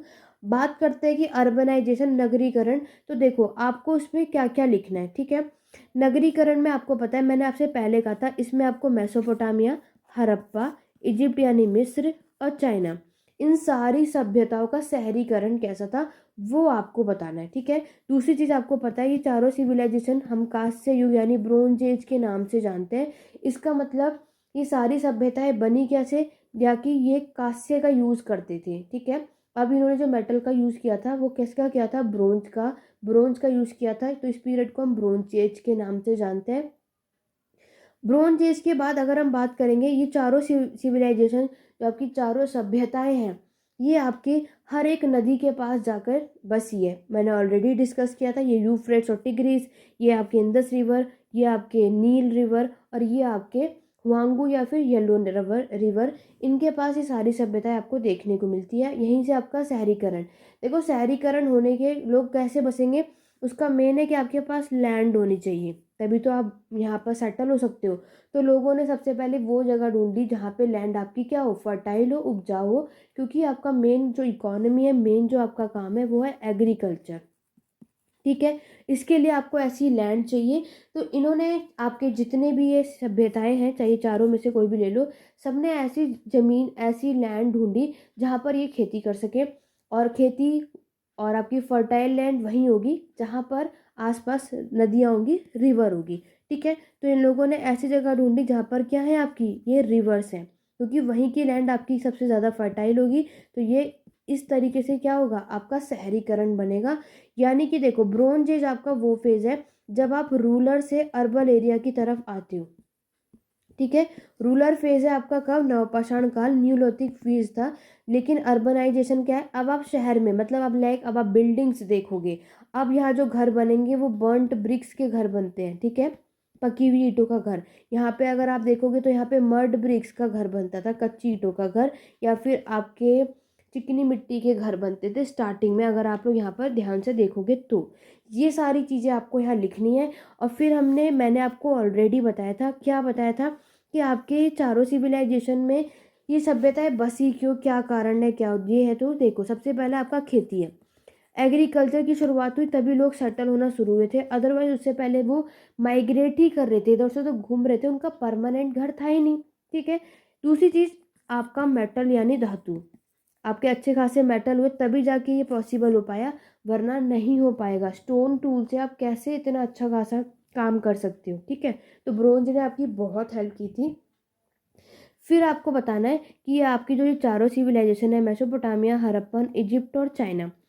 मैंने आपको पहले बताया था, आपका मेसोपोटामिया में, इजिप्ट में और चाइना में, इन तीनों में मोनार्की सिस्टम है। ठीक है। मोनार्की सिस्टम था। यहाँ पे मोनार्की नहीं थी, यहाँ पे आपका ओलिगार्की था, यानी यहाँ पे पृष्ठ ने रूल किया था, यहाँ कोई राजा था ही नहीं, बाकी सब में राजा थे। किंग हमें देखने को मिलते हैं, वो रूल करते हैं। ठीक है। अब यहाँ पर आपको मैंने बताया टेम्पल्स आपको बताना है। ठीक है। यहाँ पर टेम्पल्स थे या नहीं, ऑब्वियस ही बातें थे, तभी तो यहाँ पे देखने को मिलता है कि ये लोग वर्शिप करते हैं। दूसरा आपको ये लिखना है कि यहाँ पर जो आपको बिल्डिंग्स देखने को मिलती है वो कौन से शेप की है। आपको पता है रेक्टेंगल शेप की भी हमें देखने को मिलती है, स्क्वायर भी देखने को मिलता है, ओवल भी मिलता है। ये सारा कुछ आपको लिखना है। हड़प्पा तो आप लोग बहुत अच्छे तरीके से जानते हो, वहाँ का ड्रेनेज सिस्टम, ग्रेट बाथ, ये सारा कुछ आप इसमें लिख सकते हो। ठीक है। जो भी हो। और आपको पता है कि आपके 700 से ज़्यादा कुएं, वेल्स आपको मोहनजोदारो में देखने को मिलते हैं। इट मीन सबसे ज़्यादा हर एक घर के बाहर आपको कुएं देखने को मिलते हैं। इरिगेशन, भाई अब आप एग्रीकल्चर कर रहे हो, सिंचाई के लिए कुछ तो चाहिए ना। हमेशा आप नेचर, बारिश पे थोड़े डिपेंड रहोगे, तो आर्टिफिशियल रेन के लिए भी हमें कुछ लगाना होगा। तो सिंचाई करने के लिए वेल्स हुए, कैनाल्स हुई, नहरें हुई, ये सारा कुछ बनाया जाता था। यहाँ तक ठीक है। आगे अगर हम देखें इस पे, फिर देखो आगे अगर हम बात करें, इजिप्ट, नील इसके पास रिवर है, मैंने आपसे बात, तो ये लोग जो भी ट्रेड करेंगे किसके थ्रू करेंगे, आपके इसी रिवर के थ्रू ट्रेड करोगे। तो उसके लिए आपको किससे, हमें पता है ट्रेड हम बाय सी करते हैं या तो बाय लैंड करते हैं। बाय सी करोगे तो आपको जहाज की ज़रूरत पड़ेगी, शिप। इसके लिए आपको किसकी ज़रूरत पड़ेगी, वुड की ज़रूरत पड़ेगी, लकड़ियाँ की ज़रूरत पड़ेगी। तो उसके लिए क्या करोगे, वुड भी तो चाहिए। तो आपके मेसोपोटामिया और आपके इजिप्ट के पास बहुत लकड़ियाँ थी, तो कभी भी हड़प्पा या आपके चाइना के लोगों को चाहिए होता था वुड, तो वो किससे लेते थे, इससे लेते थे। किससे, मेसोपोटामिया और आपके इजिप्ट से लेते थे। ठीक है। तो ये सारा कुछ आपको लिखना है। और एग्रीकल्चर के पर्पज से, भाई जब ट्रेड कर रहे हो, हमें पता है ऑक्सन का यूज़ हमारे इंडिया में किया गया था। ठीक है। लेकिन इजिप्ट और मेसोपोटामिया की बात करोगे तो यहाँ पर आपके किसका यूज़ किया गया था, डोंकी का, क्योंकि भाई आपको गुड्स को कैरी करने के लिए भी तो हमें चाहिए, कौन कैरी करेगा, तो इन लोगों ने डोंकी का यूज़ किया था, ये आपको बताना है। फिर मैंने आपको बताया था मेसोपोटामिया में सबसे पहला शहर बना था उर। ठीक है। ये आपको बताना है। फिर साथ ही साथ आपके यहाँ के जो सुमेरियन के लोग थे मेसोपोटामिया में, मैंने ऑलरेडी हमने डिस्कस किया था, सुमेरियन भी सबसे पहली सिविलाइजेशन है। ठीक है। उन्होंने ये उर शहर बनाया था, उर सिटी बनाई थी। यहाँ पर आपने देखा होगा कि यहाँ के लोग क्या करते हैं, आपके हंटिंग गैदरिंग करते हैं, आपकी फिशिंग करते हैं। ठीक है। जब और बर्तन बनाने का काम, पोट्री बनाने का काम भी करते हैं, और क्या करते हैं, फिशिंग करते हैं, मैंने आपको बताया, वीविंग करते हैं। ये सारे काम ये लोग करते हैं, क्योंकि अर्बनाइजेशन बता रहे हो, सारी एक्टिविटीज़ भी बताओगे आप सभी। फिर चाइना के रिलेटेड आप लिख देना कि चाइना में जो घर देखने को मिलते हैं वो रेक्टेंगुलर शेप के होते हैं। ठीक है। वॉल्स बनाई जाती है, वॉल्स आपको पता है क्यों बनाई जाती है, ताकि प्रोटेक्शन के लिए, प्रोटेक्ट कर सके। ये सारा कुछ आपको इसके अंदर लिखना। पिट हाउसेज आपको देखने को मिलते हैं। ठीक है। ये सारा कुछ आपको इस अर्बनाइजेशन, शहरीकरण में लिखना है। ऑलरेडी मैं प्रीवियस वीडियो में इसको बहुत अच्छे से डिटेल में बता चुकी हूँ, बाकी का आप उसमें भी देख सकते हो। ठीक है। बाकी मैं ऑलरेडी हड़प्पा के आप लिख ही सकते हो। तो ओवरऑल आपको ये पूरा पूरा शहरीकरण के बारे में बताना है इसके अंदर। आगे बढ़ते हैं। नेक्स्ट है आपका प्राचीन यूनान में दास व्यवस्था की प्रमुख विशेषताएं का विश्लेषण करो। ये है आपका ब्लॉक 3 यूनिट 12। ठीक है। ये है इंग्लिश में बात करें तो ग्रीक का स्लेवरी सिस्टम पूछा है। बहुत अच्छी वीडियो बनाई है ऑलरेडी, MHI 1 की प्लेलिस्ट में, हिंदी और इंग्लिश मीडियम में बहुत अच्छे तरीके से मैंने उसमें नोट्स लिखा है। उसको वीडियो को ओपन करो और समझना है डिटेल में, वहाँ समझ सकते हो, तो प्रीवियस वीडियो में अच्छे से समझाया हुआ है। और उस वीडियो को पूरा अच्छे तरीके से लिख लो या स्क्रीनशॉट ले लो या समझ लो, वो लिख कर आ जाना। ग्रीक की स्लेवरी के बारे में समझ जाओगे, जिसके अंदर मैंने स्पार्टा और आपके एथेंस के बारे में बताया हुआ है कि स्पार्टा जब रूल कर रहे थे तब आपके ग्रीक की दास की सिचुएशन क्या थी, एथेंस कर रहे थे तब क्या थी। तो इस पर हम दोबारा डिस्कस नहीं करने वाले क्योंकि मैं ऑलरेडी डिस्कस कर चुकी हूँ। ठीक है, आगे बढ़ते हैं। नेक्स्ट फोर्थ क्वेश्चन है आपका ब्लॉक 4 से है। ठीक है, ब्लॉक 4 से एक ही क्वेश्चन आता है, या तो माया सभ्यता सबसे ज़्यादा आता है, नहीं तो एस्टेक भी पूछ लिया जाता है। ठीक है, तो एस्टेक भी पढ़ के चले जाना, अदरवाइज माया सबसे ज़्यादा आता है। एक ही क्वेश्चन आएगा इस फोर्थ ब्लॉक से, और कुछ करने की ज़रूरत नहीं। माया, एस्टेक और इनका ये सबसे ज़्यादा पूछा जाता है। ठीक है, ये सभ्यता है। माया सभ्यता में आपको राज्य व्यवस्था और समाज पे आपको यहाँ पे टिप्पणी करनी है। इसका पतन क्यों और कैसा हुआ ये आपको बताना है। तो माया सभ्यता भी मैं ऑलरेडी बता चुकी हूँ। यहाँ पर देखो, माया सभ्यता की अगर हम बात करते हैं, ठीक है, ये भी क्वेश्चन मैक्सिमम आता है। तो माया सभ्यता हमें अगर बात करोगे, ये आपको देखने को मिलता है कहाँ पर, आपके साउदर्न मैक्सिको में और आपके सेंट्रल अमेरिका में। ठीक है, इसका टाइम पीरियड अगर आप देखना चाहोगे तो अराउंड बिटवीन 2600 से लेकर के आपके 1800 BC, यानी इतने से 2600 से लेकर आपके 1800 ईसा पूर्व तक का इसका समय, ये टाइम पीरियड आप देख चुके हो। ठीक है, ये आपकी अच्छी खासी सेंट्रल अमेरिका की सभ्यता खींची, यहाँ तक इसने अच्छे समय तक पीक पर पहुंची थी। कब ये पीक पर पहुंच चुकी थी? 1 मिलीनियम BC के अराउंड। ठीक है, माया सभ्यता अच्छा खासा इसका एक्सपेंशन हुआ था। यहाँ पर कम से कम जब सभ्यता बसी तो उसने कम से कम 40 शहर, 40 सिटीज़, यहाँ पर इससे ज़्यादा शहर आपको देखने को मिलते हैं। ठीक है, और धीरे धीरे आपकी जो ये माया की सभ्यता है, ठीक है, ये बहुत ही अच्छा यहाँ पर पीक पर पहुँच चुकी होती है। अच्छा खासा इसने अपना एक्सपेंशन भी कर लिया होता है। ठीक, अब भाई आपकी इतनी बड़ी सभ्यता है तो यहाँ पर सोसाइटी भी होगी। देखो, यहाँ पर क्या है आपके इसमें, इस सभ्यता में अगर हम बात करेंगे तो यहाँ पर आपके यहाँ का जो आर्किटेक्चर है, यहाँ पे टेम्पल, पिरामिड आपको अच्छे खासा देखने को मिलेगा। ठीक है, पैलेसेस, महल भी बने थे। सोसाइटी में देखो कि इसका आर्ट और आर्किटेक्चर बहुत ही अच्छा और सुंदर होता था। यहाँ पर जो भी आपके फार्मर्स होते थे, स्किल्ड फार्मर, जो अपने काम में बहुत एक्सपर्ट होते थे, ऐसे किसान थे। ठीक है, ये नहीं है कि आपने किसी को भी फार्मर बना दिया, नहीं, जिसको अच्छी खासी नॉलेज है, स्किल्ड फार्मर आपको यहाँ देखने को मिलते हैं। साथ ही साथ आपको यहाँ वीवर्स, मतलब कोई भी काम वर्किंग पर्सन देखोगे, सब के सब स्किल, अपने काम में एक्सपर्ट, अच्छी खासी नॉलेज है। तो वीवर हुए, आपके पोर्टर्स हुए, ये सारे के सारे आपको सोसाइटी में रहते हैं। समाज के बारे में भी बात कर रहे हैं ना, तो इसलिए मैं आपको सोसाइटी के बारे में बता रही हूँ। क्लियर हो गया? फिर आपकी भाई सोसाइटी है तो यहाँ पे आपके नॉबल्स भी रहते थे। ठीक है, आपके किंग्स भी रहते थे। ठीक है, माया के समय पर। और हमें ये चीज़ पता है कि जब ये सिस्टम होता है, मोनार्की सिस्टम, तो वो हायरार्की होता है। ठीक है, हायरार्की आप सभी को पता है कि क्या होता है। तो यहाँ पर क्या है, कम से कम 300 BC यानी 300 ईसा पूर्व के अराउंड आपको ये नोबल्स और किंग यहाँ पर रूल कर रहे होते हैं। ये सारी चीज़ें आपको यहाँ देखने को मिलेंगी, और ये आपकी सोसाइटी में सबसे टॉप पर होते हैं। ये अच्छी खासी तरीके से आपको ऑलरेडी पता है।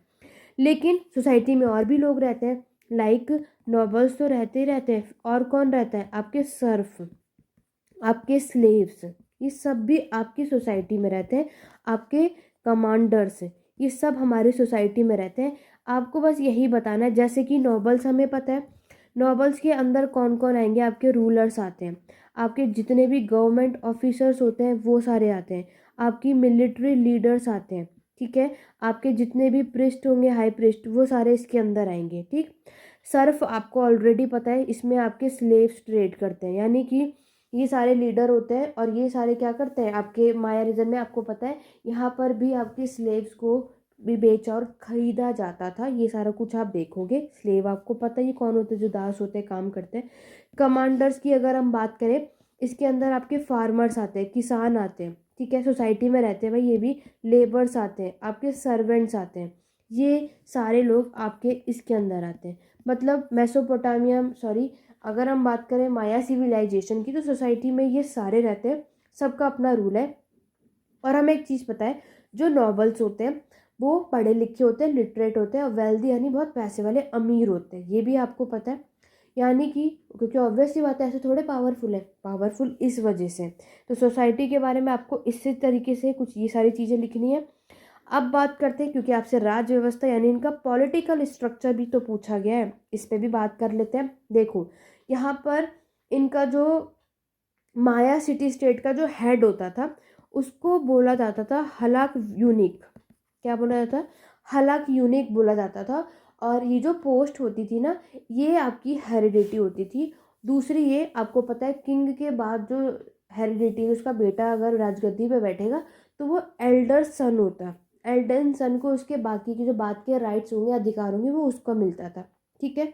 यहाँ पर जो आपकी जो ये हेलेक यूनिक की जो पोस्ट है, ये एक पोस्ट है, इसको ना ही आप इलेक्शन के थ्रू, ना ही आप इसको सेलेक्ट करते हो उस पोस्ट को, ये नहीं है। यहाँ पर क्या हेरिडिटी है, ये बनेगा ही, और उसके एल्डर सन जो राजा होंगे उसके बड़े बेटे को ही मिलेगा। इसके लिए आपको कोई इलेक्शन करने की, कोई सिलेक्शन यानी कि इलेक्ट और सिलेक्ट के थ्रू चूज नहीं करा जाता था। ये एक बात हो गई। इस राज्य व्यवस्था के प्रशासन को चलाने के लिए जो उसका हेड होता था, तो आपके इस प्रशासन को चलाने के लिए भी जो हेड होता था उसे क्या कहा जाता था? आहू या बोला जाता था, नहीं तो इसे बाता बॉब। जो आपके प्रशासन एडमिनिस्ट्रेशन को चलाते थे, जो उसका हेड होता था, उसको ये बोला जाता था बाता बॉब। ठीक है। ये पूरे आपके जो भी कॉन्फ्लिक्ट्स होते हैं, कोई भी डिस्प्यूट होता है, उसको सॉल्व कराने का काम ये करते थे, सेटल करते थे, सारे सॉल्व प्रॉब्लम करते थे। और हालांकि मैंने आपको बताया लाइक एज अ किंग ये यहाँ पर होता था। कहाँ पे? आपके माया सभ्यता में। ये आपको याद रखना है। और जो यहाँ पर आपके जो मिलिट्री के, जो आर्मी के जो कैप्टन होते थे, उसको नाकॉम बोला जाता था। क्या? नाकॉम। जो मिलिट्री के कैप्टन होते थे ना, उनको माया में क्या बोला जाता था? आपके नाकॉम बोला जाता था। ये सारी चीज़ें यहाँ पे इस समय पर आप देखोगे, कैलेंडर्स भी आपको देखने को मिलेंगे। ठीक है। ट्रेड भी होता था, और ये लोग यहाँ पर जो वीविंग करते थे, जो बुनाई का काम करते थे, तो उसमें ये लोग बास्केट यानी टोकरियाँ बनाते थे, रोप यानी आपकी रस्सियाँ बनाते थे, मैट यानी चटाई, ये सारी चीज़ें वीवर्स यहाँ पे काम करते थे सोसाइटी के अंदर। तो ये सारा कुछ आपको लिखना है माया सभ्यता में। बात करते हैं कि इसका पतन कैसे हुआ, क्यों हुआ। तो याद रखना, आपके आज तक इसका क्या, ये एक मिस्टीरियस ही है, आज तक ये अननोन ही है, हमें पता नहीं है कि माया सभ्यता एक्चुअल में इसका पतन या इसका कोलैप्स हुआ कैसे। बहुत सारे स्कॉलर्स के अपने अपने व्यूज़ हैं। कुछ का कहना है ड्रॉट की वजह से, फ्लड की वजह से, अर्थक्वेक की वजह से, ये सारे रीजन यहाँ पे बताए जाते हैं। अदरवाइज ओवरऑल अगर आप देखोगे तो आज तक इसके कारण आपको पता नहीं चले कि आखिरकार इसका रीज़न था क्या। तो बहुत सारे रीज़न हमें यहाँ देखने को मिलते हैं। वही जो कॉमन रीज़न जो आप हर एक चीज़ में पढ़ते हो, वो सारी चीज़ें आपको यहाँ देखने को मिलते हैं। तो ये थी आपकी माया सभ्यता। ठीक है। ये सारे 100% जो अभी भी आएंगे, अभी भी आएगा, मैं आपको बता रही हूँ। नेक्स्ट है आपका अरब में इस्लाम के उदय से पूर्व राज्य व्यवस्था, समाज और धर्म की चर्चा। तो याद रखना, ये आपको राइज ऑफ इस्लाम करना है इसमें। ठीक है। इसको पढ़ लेना, मैं ऑलरेडी बता चुकी हूँ आपके इस्लाम का उदय कैसे हुआ था, इसकी स्टोरी हम प्रीवियस वीडियो में कर चुके हैं, उसको देख लेना। ये क्वेश्चन श्योरिटी के साथ आपके आते हैं। बढ़ेंगे आगे, यूरोप में सामंतवाद यानी कि आपका है फ्यूडलिज्म से क्वेश्चन। इसके 2 चरणों में कृषि उत्पादन का परीक्षण और तुलना करना है। बहुत अच्छे तरीके से मैंने आपको पढ़ाया था कि ये 100% आएंगे। जो स्टार्टिंग के 6 क्वेश्चन मैंने आपको बताया ना, ये सारे आएंगे। आपको तो कोई भी 5 करना है।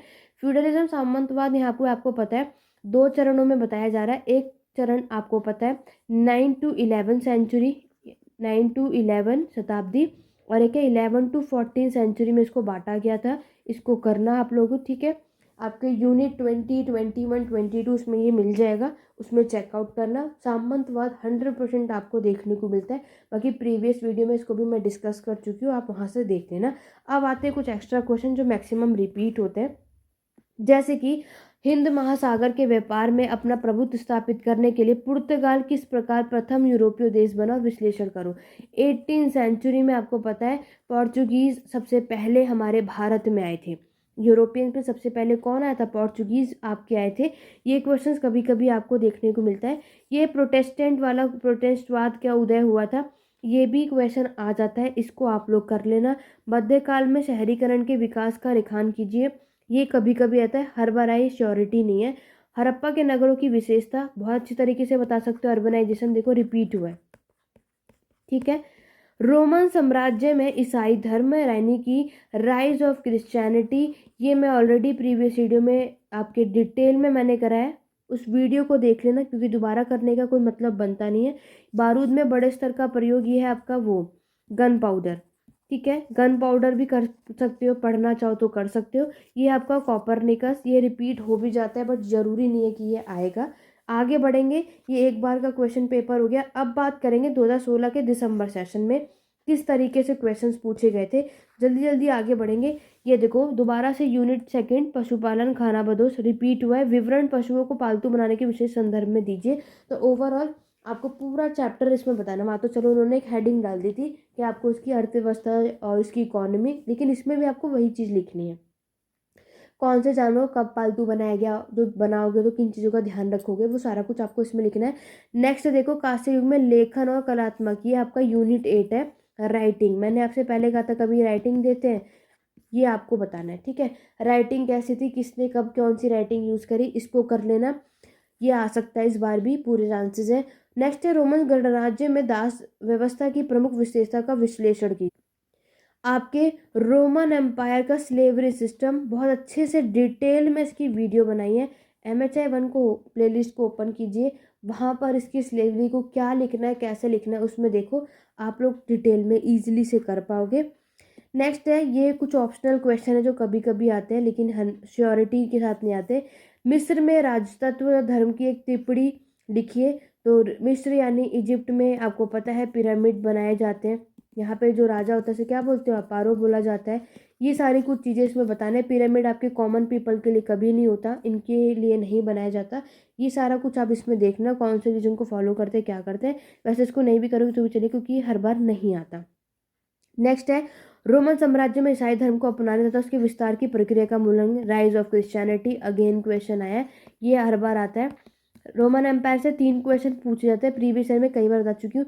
या तो इसका राइज ऑफ क्रिश्चियनिटी, क्रिश्चियनिटी आपके रोमन एम्पायर में इसका उदय कैसे हुआ, या तो आपसे पूछेगा इसका एक्सपेंशन, रोमन साम्राज्य का विस्तार कैसे हुआ, 2 फेजेस में हुआ था, फर्स्ट और सेकेंड।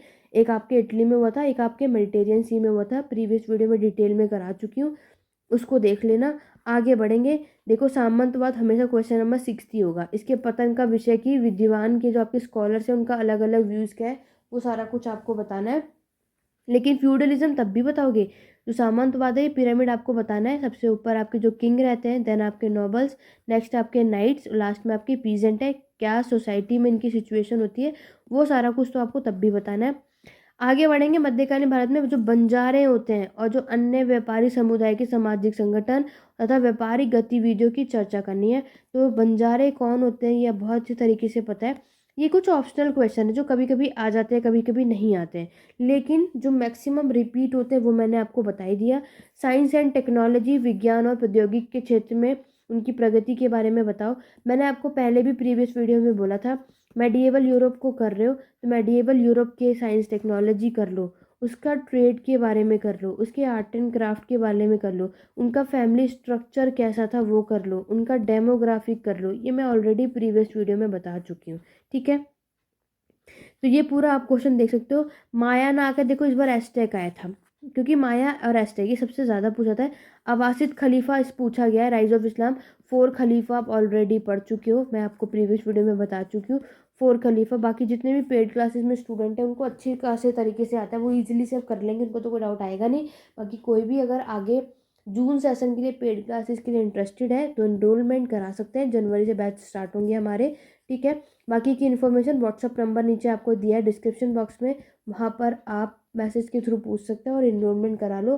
फिर आपको वहाँ पे सारी चीज़ें डिटेल में कराई जाती है, हर एक टॉपिक की PDF प्रोवाइड की जाती है, चाहे आप इंग्लिश में हो चाहे हिंदी मीडियम में हो, ठीक है। चलिए, तो ये देखो मध्यकालीन यूरोप में जनसांख्यिक परिवर्तन, डेमोग्राफिक चेंज, मैंने आपको पहले बताया। पॉपुलेशन पहले कहाँ पे कितनी थी फिर कब कितनी हो गई, ये सारा कुछ आपको बताना है। डेमोग्राफिक का मतलब ही यही होता है, ठीक है, कि पहले पॉपुलेशन फ्रांस में इतनी थी, बाद में इतनी हो गई, बढ़ी फिर कम हो गई। प्लाग फैला था यूरोप में, आपको पता है, जिसको हम ऐसे भी हम डार्क एज के नाम से जानते हैं। ये सारा कुछ आपको MHI 1 में बताना है। आगे बढ़े, नेक्स्ट ईयर की बात करते हैं। जून 2017 की। वीडियो पसंद आए जल्दी से लाइक शेयर करते रहो, कमेंट करके बताओ कितनी हेल्पफुल वीडियो है। आज की वीडियो मैं आप सभी के लिए लेकर आई हूँ ताकि आपको हेल्प हो जाए।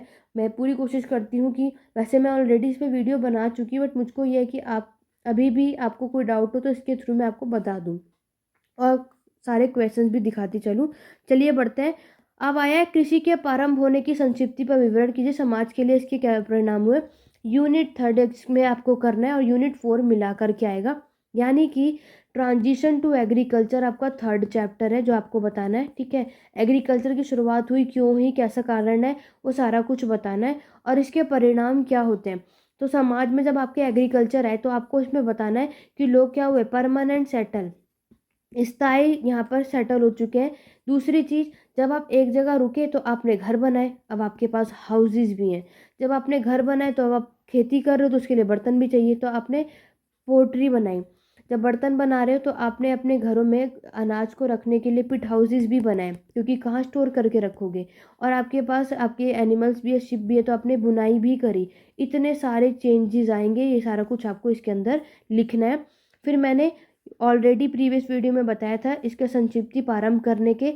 यहाँ पर 3 सिस्टम बताए थे कि खेती की शुरुआत करने के पीछे है आपका क्लाइमेट चेंज, दूसरा आपकी पॉपुलेशन यानी डेमोग्राफिक के वजह से, आपकी पॉपुलेशन की वजह से यहाँ पर किसी की शुरुआत होती है, तीसरा है सिस्टम मॉडल। तो ये कुछ सिद्धांत दिए थे। यूनिट 3 है ये आपका। यूनिट 3 और 2 अच्छे से करके चले जाओ। 4 को भी पढ़ लो, क्योंकि 4 को देखो इस तरीके से ऐड कर देगा कि एग्रीकल्चर की वजह से शुरुआत होगा तो क्या फ़र्क पड़ेगा। ठीक है, बात करते देखो कांस्य युग से एक क्वेश्चन हमेशा आता है, वापस से आपसे राइटिंग का पूछा है। ठीक है, वो कर लेना कि मेसोपोटामिया, हड़प्पा, इजिप्ट और चाइना में कौन कौन सी राइटिंग का यूज़ हुआ था। इसको तो पता है, आप एंडेसिफर है, पढ़ तो हम आज तक पाए नहीं है इसकी, लेकिन जो इसकी लिखावट है, राइटिंग आने की वजह से क्या है, अब हम 100% श्योरिटी हमें सोर्सेज मिल गया है, क्योंकि इससे पहले ओरली चीज़ें थी तो सारे एविडेंस हमें नहीं मिल सके। कोई भी चीज़ लिखित में होती तो वो एक पुख्ता सबूत होता है कि हाँ ये चीज़ हमें मिली, तो आप उसके बारे में बता चुकी हो, बता सकते भी हो। क्योंकि हिस्ट्री में कोई भी चीज़ें लिखी हैं बिना श्योरिटी के साथ नहीं लिखी गई हैं कि आपने किसी ने कुछ भी बोला और हमने उसको लिख दे, नहीं। तो ये फ़ायदे भी हुए लेखन के, लिखी के। ये यूनिट 8 है, देख सकते हो। आगे बढ़े। पैट्रिशियन कौन थे? रोमन साम्राज्य में पैट्रिशियन वर्ग के, उनका प्रभुत्व किस पर स्थापित था? ये आपका रोमन एम्पायर है। यूनिट 13 है, कॉन्फ्लिक्ट बिटवीन पैट्रिशियन एंड प्लेबिनियन। मैंने बहुत अच्छी तरीके से प्रीवियस वीडियो में बताया, उसको देख लेना। जो कुछ 1.5 घंटे की वीडियो होगी वो, उसको देख लेना। ठीक है, बहुत अच्छे तरीके से करा है, कर लोगे। नेक्स्ट है आपका देखो इनका। मैंने आपसे पहले कहा था ब्लॉक 4 से माया, इनका, एस्टेक, कोई भी एक सभ्यता आती है। इनका सिविलाइजेशन की बात करें तो ये आपके लैटिन अमेरिका में इसका एम्पायर है। ठीक है, इसकी राजधानी थी आपकी कुस्को। इसकी राजधानी कहाँ थी? ये आज के मॉडर्न डे में बात करेंगे तो पेरू में ये जगह है, यहाँ पर आपको देखने को मिलेगी। इनका सिविलाइजेशन ने रूल करना शुरू किया था। कब शुरू किया था इसकी अगर हम बात करें, 12वीं शताब्दी में इसने रूल करना शुरू किया था और 16th सेंचुरी तक ये रूल अच्छा खासा करता रहा था। ठीक है, ये सारी चीज़ें इसके अंदर आपको बतानी है। और बहुत सारे लोग यहाँ पर आप आए, ठीक है, इन्होंने रूल करा पूरा। आपको यहाँ पे चाहो तो मैप भी बना सकते हो। इन्होंने नॉर्थ अमेरिका ने यहाँ पर आपके रूल किया था। और आपके जो ये वाला पार्ट है, ये वाला, ये है आपका इनका। ठीक है, ये लैटिन अमेरिका है और ये साउथ अमेरिका है। और साउथ अमेरिका में जो ग्रीन वाला पार्ट है, ये कौन है? ये है आपका इनका। इनका एम्पायर इतने में आपको देखने को मिलता है। और यहाँ पर आपके एक पर्सन का नाम है जिसका नाम आपको याद रखना है, आपके डॉन फ्रांसिस्को कुस्का, ये थे। इन्होंने बोला कि हमने बहुत गलती कर दी कि भारत में यूरोपियन के लिए हमने दरवाज़ा खोला, उन्हें आने दिया, जिसकी वजह से हमारे देश का कितना नुकसान हुआ है, ये आप सारी चीज़ें जानते ही जानते हो। यहाँ पर आपको देखने को मिलेगा। नेक्स्ट अगर हम बात करें ये कौन सी भाषा का यूज़ करते थे, तो ये था आपका कुवाचा। ठीक है, कुवाचा लैंग्वेज का ये लोग यूज़ करते थे। यहाँ पर आपको कोई भी स्क्रिप्ट देखने को नहीं मिलती है। और इनकी कैपिटल कुस्को है। और इन्होंने जितने भी लोग यहाँ रहते हैं सबने कौन सी लैंग्वेज सीखी थी? कुवाचा लैंग्वेज यहाँ पे सीख रहे थे, इसको फॉलो कर रहे थे। ये सारी चीज़ें आप यहाँ देखोगे, इसमें पढ़ोगे, बाकी का आप चैप्टर्स के थ्रू पढ़ सकते हो। बाकी रिलीजन की बात करें, इनका रिलीजन आप पढ़ सकते हो, इसका आर्किटेक्चर के बारे में लिख सकते हो। ठीक है, चलिए नेक्स्ट है आपके चाइना पूर्व आधुनिक चीन में धार्मिक विचारों का विश्लेषण करो। तो चाइना के रिलीजन आपको देखना पड़ेगा। ये भी देखो कभी कभी आते हो, ऑप्शनल है, तो ये ऐसे क्वेश्चन को स्किप कर सकते हो। हर बार नहीं आते, रिपीट नहीं होते। नेक्स्ट देखो, सामंतवाद में दूसरे चरण 11वीं और 12वीं 14वीं शताब्दी के बीच में क्या चेंज हुआ। अब सिंगल से यही पूछ लिया, इसको कर लेना, ठीक है। नेक्स्ट देखो, मध्यकाल में भारत के प्रमुख व्यापारी समुदाय पर टिप्पणी करो। तो आपको जितने भी आपके मर्चेंट आए थे, ट्रेडर्स आए थे, उनके बारे में लिखना है। मध्यकाल में यूरोप में खगोल शास्त्र और विज्ञान यानी साइंस टेक्नोलॉजी का आपका एक चैप्टर है, इसको पढ़ सकते हो, टाइम है, मन करे तो कर लेना, नहीं तो स्किप भी कर सकते हो। देखो, दोबारा मध्यकाल में शहरीकरण आपसे पूछा गया है, वो बता सकते हो। नेक्स्ट चलो, यहाँ पर आपको प्राज्ञ ऐतिहासिक के अध्ययन के स्रोत बताने हैं, यानी कि पैलियोथिक और उसके शोषण सोर्सेज जो है वो कर सकते हैं। यूनिट 1 है, ठीक है। अरब में प्रथम 4 खलीफा का शासन आपको बताना है। अभी मैंने आपको बताया था कौन कौन थे आपके, थे अबू बकर जिन्होंने यहाँ पर सबसे पहले खलीफा बने थे, लास्ट का अली बना था, फिर उस्मान और उमर। ये सारे आपको याद करने हैं, इनके बारे में बताना। इन सभी खलीफाओं ने आपके अच्छे खासे इस्लाम का फैलाया था, उदय कराया था। खाना बदोश का देशांतर बताना है और आपके ये सारी चीज़ें करनी है। ये कुछ मत करना, कुछ चीज़ें रिपीट नहीं होती हैं। आगे बढ़ेंगे, दिसंबर का 2017 का क्वेश्चन पेपर मैं दिखा देती हूँ। यहाँ पर देखो, नवपाषाण काल औजार और पुरापाषाण काल के औजार में क्या, यानी पैलियोथिक से नियोलिथिक में कितने बदलाव, जो टूल्स बदले, चेंजेस हुए, उसमें क्या क्या फ़र्क पड़ा, उससे आपको बताना है कि लोग देखो पहले परमानेंट नहीं सेटल थे, नोमैडिक थे, बाद में सेटल हो गए, ठीक है। पहले ये लोग कच्चा खाना खाते थे, पका हुआ खाना नहीं खाते थे, कोई टेस्ट नहीं था, ये सारा कुछ आपको बताना है। ये पूरा समझना है, पैलियोथिक से नियोलिथिक बहुत अच्छे तरीके से करना है। एंशियंट हिस्ट्री की प्लेलिस्ट होगी, उसके अंदर मैंने ये समझाया हुआ है। तो पूरा पैलियोथिक, मीसोलिथिक, नियोलिथिक को डिटेल में समझना चाहो, करना चाहो तो कर सकते हो, ठीक है। सारा कुछ समाज में परिवर्तन सब समझ आ जाएगा। नेक्स्ट देखो, ब्रोंज एज के व्यापार के विकास और शहरीकरण, यूनिट 7 से पूछा है। ट्रेड और डेवलपमेंट भी सेम है, शहरीकरण में बता ही चुकी हूँ। नेक्स्ट है आपका पर्शियन एम्पायर का विस्तार और टिप्पणी, ये आपका यूनिट 11 है। एक तो इस ब्लॉक से आता ही है। पर्शियन एम्पायर में देखो, आपको साइरस के बारे में बताना है, आपको कैम्बिसस के बारे में बताना है, साइरस और कैम्बिसस। फिर आपके डेरियस फर्स्ट ने पर्शियन एम्पायर में रूल किया था, फिर इनके बेटे आए थे जर्जस फर्स्ट, इन्होंने रूल किया था, ठीक है। और लास्ट रूलर आपके फारसी के कौन थे, डेरियस थर्ड थे। उसके बाद अलेक्जेंडर द ग्रेट ने आपके पर्शियन एम्पायर को कॉन्कर कर लिया था, ये सारा। और इसने कहाँ तक विस्तार किया था। कैम्बिसस बहुत ही वीक रूलर था, उसने ज़्यादा अच्छा नहीं, इसने क्या करा था, सिर्फ इजिप्ट को ही पर्शियन एम्पायर में मिला पाया था। बाकी सबसे पावरफुल आपके पारसी साम्राज्य पर्शियन एम्पायर का पावरफुल राजा डेरियस फर्स्ट था। इसने पूरी कोशिश करी ग्रीक एम्पायर को अपने में पर्शियन एम्पायर में मिलाने की, बट वो जीत नहीं पाया, फिर इसकी डेथ हो जाती है। उसके बेटे ने जर्जर फर्स्ट देन उसमें लग जाता है कि ग्रीक एम्पायर को पर्शियन एम्पायर में मिलाना है, लेकिन वो तब भी हार जाते हैं। ओवरऑल ग्रीक एम्पायर जीत जाता है, पर्शियन एम्पायर हार जाता है। ये सारा कुछ आपको इसके अंदर बताना है, ठीक है। आगे बढ़ेंगे, देखो वापस से माया सभ्यता आया, माया सभ्यता के बारे में बताना है। चीन की सभ्यता के धार्मिक विचारों पढ़ सकते हो अपने आगे सेकंड बुक में। अगेन सामंतवाद, यूरोप में सामंतवाद की विशेषता बतानी है, टिप्पणी करो, कौन सबसे पहले रूल करता था, कौन क्या करता है। समुद्री व्यापार मैंने अभी आपको बता दिया। यूरोप और अरब के मध्य का राजनीतिक संरचना आपको बताना है, और परिवार का संरचना बताना है। फैमिली स्ट्रक्चर है, फैमिली स्ट्रक्चर में आपको बताना है कि कैसा स्ट्रक्चर था आपके पहले के समय पे। आपके कह सकते हैं जॉइंट फैमिली नहीं थी, न्यूक्लियर फैमिली थी।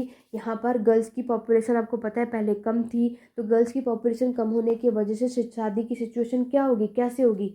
गर्ल्स की जब पॉपुलेशन कम है तो यहाँ पर क्या करते थे, यहाँ पे आपके जो, तो यहाँ पर इसीलिए क्या करते थे ये लोग आपके मेल और फीमेल, क्योंकि देखो मेल की पॉपुलेशन ज़्यादा होगी, फीमेल की पॉपुलेशन कम होगी, तो भाई फीमेल की शादी, जब मेल की शादी आपको करानी तो फीमेल कहाँ से लाओगी, वुमेन्स तो आपके पास है नहीं, तो शादियों में भी बहुत प्रॉब्लम फेस ऑफ करनी पड़ती थी। ये सारा कुछ आपको इस फैमिली स्ट्रक्चर में बताना है, देखना है, उसको कर लेना। क्लियर हो गया, चलिए। फिर आप रोमन साम्राज्य का देखो, पेट्रिशियन प्लेबियन मैंने भी आपको कराया, पशुपालन खाना बदोश ये भी करा दिया, प्रोटेस्टेंट वाद और कपड़ा यानी कि आपके टेक्सटाइल प्रोडक्शन कैसा था मेडिएवल यूरोप में, ये सारा कुछ मैंने आपके ऑप्शनल है, कर सकते हो, मन है तो करो, क्योंकि ज़रूरी नहीं है कि ये आए भी आए नहीं भी आए, ठीक है। आगे बढ़ेंगे, 2018 का क्वेश्चन पेपर है, ये आप सभी के सामने। अगेन खाना बदोशी से क्वेश्चन आया, शहरीकरण से क्वेश्चन आया, ग्रीक एम्पायर का दास सिस्टम आया, बहुत अच्छे तरीके से वीडियो बनाई है। MHI1 की प्लेलिस्ट चेक करो, ग्रीक एम्पायर की स्लेवरी मैंने बहुत अच्छे तरीके से बताया, उसको कर लेना। इनका सभ्यता यहाँ पर पूछा है, मैंने अभी आपको बता दिया, नोट्स में देख सकते हो। पिरामिड आया है यहाँ पे, मानव विकास यानी कि ह्यूमन एवोल्यूशन हुआ था ना, फर्स्ट चैप्टर है, ये आपको बताना है, ठीक है। ह्यूमन एवोल्यूशन आपको बताना, जैसे ऑस्ट्रोपिथेकस पहला है, फिर होमो हैबिल्स आए थे, आपने अच्छे खासे तरीके से पढ़ा है, फिर ओके होमस इरेक्टस आए थे, देन आपके होमो सैपियंस आए थे, देन आपके होमो सैपियंस आए थे, जिसे आप मॉडर्न ह्यूमन आधुनिक मानव के रूप से जानते हो, ये आपको इसमें बताना है। रोमन साम्राज्य में ईसाई धर्म, आपको क्रिश्चियनिटी के बारे में बताना है। मंगोल कभी कभी आता है, वैसे रिपीट नहीं होता तो उसको स्किप कर सकते हो। वापस आपका देखो फ्यूडलिज्म आया है, इसको कर सकते हो। फिर पुर्तगाली पोर्चुगीज़ के बारे में कर लो, 18th सेंचुरी के बारे में, वैसे सबको अच्छे खासे से पता है, ठीक है। ये भारत में आए थे सबसे पहले, जिन्होंने भारत की खोज की थी, सबको पता है, वास्को दी गामा, इसको कर लेना। साइंस टेक्नोलॉजी कर सकते हो, ये रिपीट हो जाता है, मैक्सिमम पूछा जाता है, इसके बारे में बता सकते हो। ये सारे क्वेश्चंस पेपर हैं। आगे बढ़ते हैं, दिसंबर 2018 का क्वेश्चन पेपर ये रहा। टेलीग्राम चैनल पे मैं इसको शेयर कर दूंगी, जिन्हें भी ये क्वेश्चन पेपर चाहिए, ठीक है, ये पूरी PDF मैं वहाँ पर दे दूंगी। मुझे ज़्यादा से ज़्यादा बस आप लोग सपोर्ट करो, वीडियो को लाइक शेयर करो, ज़्यादा से ज़्यादा स्टूडेंट की आप भी हेल्प करो, आपके जो भी फ्रेंड्स हैं एग्ज़ाम की प्रिपरेशन कर रहे हैं उनके लिए सपोर्ट करो, ठीक है। उन्हें भी ये सारी चीज़ें शेयर करो ताकि उन्हें भी हेल्प हो जाए। ये देखो नवपाषाण काल आपका है, यूनिट 4। नवपाषाण काल में किस प्रकार समाज के जटिल हुए थे, एग्रीकल्चर सेटल हुआ, आपके घर बनाए गए, ये सारा कुछ जो मैंने बताया वो आपको लिखना है। अगेन देखो यूनिट 7 से राज्यों के उत्थान व्यापार में, यूनिट 7 है अर्बनाइजेशन का, रोल ऑफ ट्रेड, कौन किसके साथ क्या क्या व्यापार करता था वो आपको बताना है। रोमन साम्राज्य का देखो एक्सपेंशन यानी कि इसका विस्तार हुआ था, एक इटली में हुआ था, मैंने आपको अभी बताया, और एक आपका मेडिटेरियन सी में आया, ये आपको बताना है, जो मैं ऑलरेडी प्रीवियस वीडियो में डिटेल में करा चुकी हूँ। वीडियो लिंक में प्लेलिस्ट में जाके चेक कर लो, सब मिलेगा।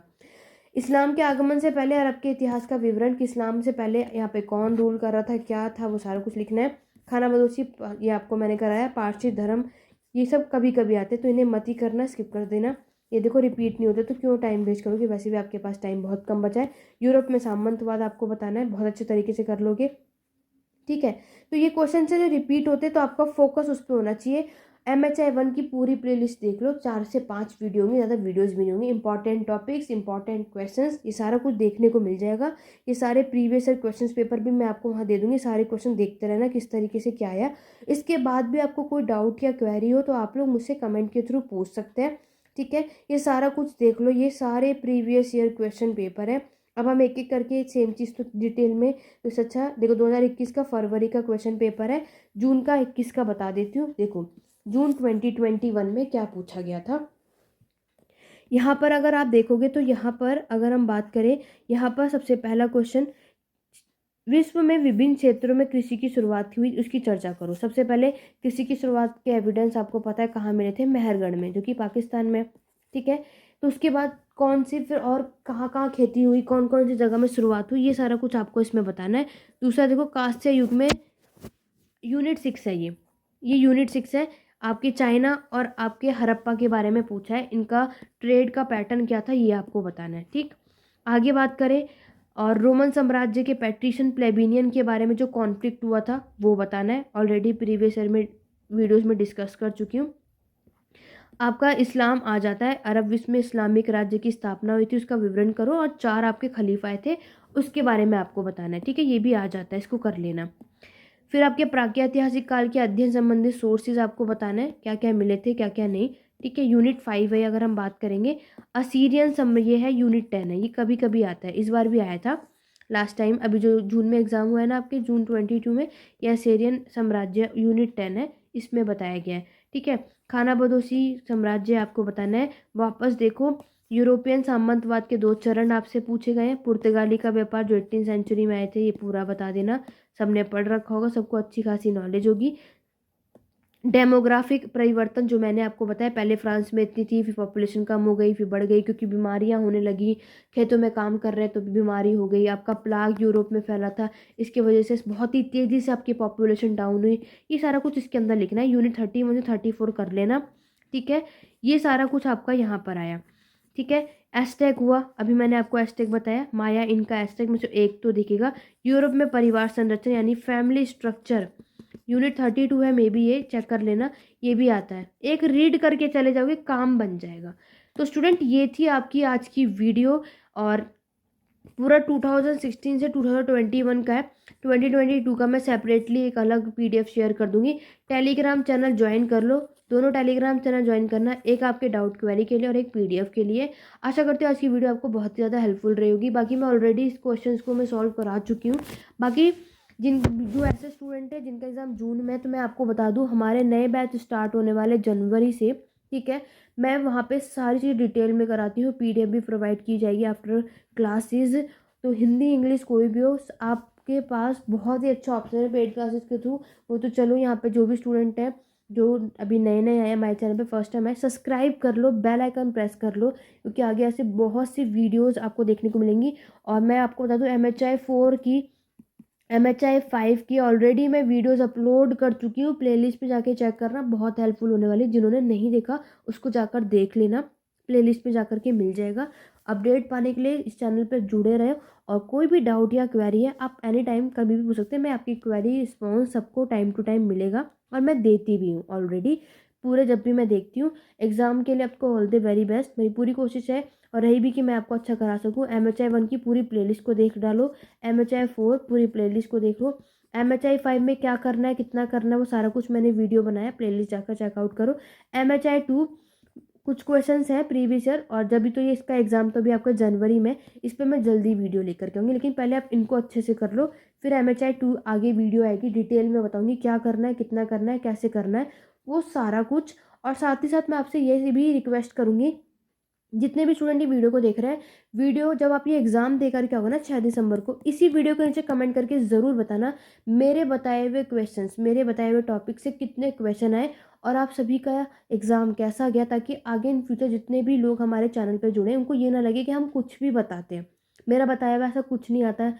मैं ऐसे नहीं, क्योंकि मैं इतने क्वेश्चन पेपर एनालाइज करने के बाद, समझने के बाद तब ये वीडियो बनाती हूँ, वरना मैं ऐसा नहीं कि आपको कुछ भी बता दूँ, उसमें मेरा को क्या कोई फ़ायदा नहीं होने वाला। तो मैं यहाँ पे सारी कुछ एनालाइज करने के बाद आपके लिए वीडियो लेकर आती हूँ। तो जितनी चीज़ें बताई हैं उसके बाद कोई डाउट या क्वेरी है, और इसी कमेंट बॉक्स में आकर नीचे ही डिस्क्रिप्शन बॉक्स में आप लोग मुझे भी मैसेज के थ्रू बताना आपके एग्ज़ाम कैसे गए, मेरे बताए हुए क्वेश्चन टॉपिक कितने आए वो सब कुछ यहाँ पे बताना। चाहे आपके अच्छे कमेंट हो चाहे बुरे कमेंट होंगे, मैं कुछ भी डिलीट नहीं करूँगी, जो जैसा होगा आप ताकि वो सभी देखें, ठीक है। तो आज की क्लास कैसी लगी कमेंट करके ज़रूर बताइए। आशा करती हूँ आज की वीडियो आप सभी को हेल्पफुल रही होगी। टेलीग्राम चैनल ज्वाइन करना इस पीडीएफ के लिए, और कोई भी डाउट या क्वेरी हो पूरे MHI 1 की प्लेलिस्ट चेक कर लेना, इंग्लिश हिंदी मीडियम आपका कोई भी हो, सबको कोई सारी चीज़ें क्लियर हो जाएंगी। चलिए आज की वीडियो में बस इतने। वीडियो पसंद है लाइक शेयर कमेंट कर दो, बेल आइकन प्रेस कर लो, ताकि आगे की नोटिफिकेशन अपडेट आपको टाइम टू टाइम मिलते रहे। तो चलिए मिलते हैं अपनी नेक्स्ट वीडियो में। आज की वीडियो में बस इतना ही। Thank you for watching.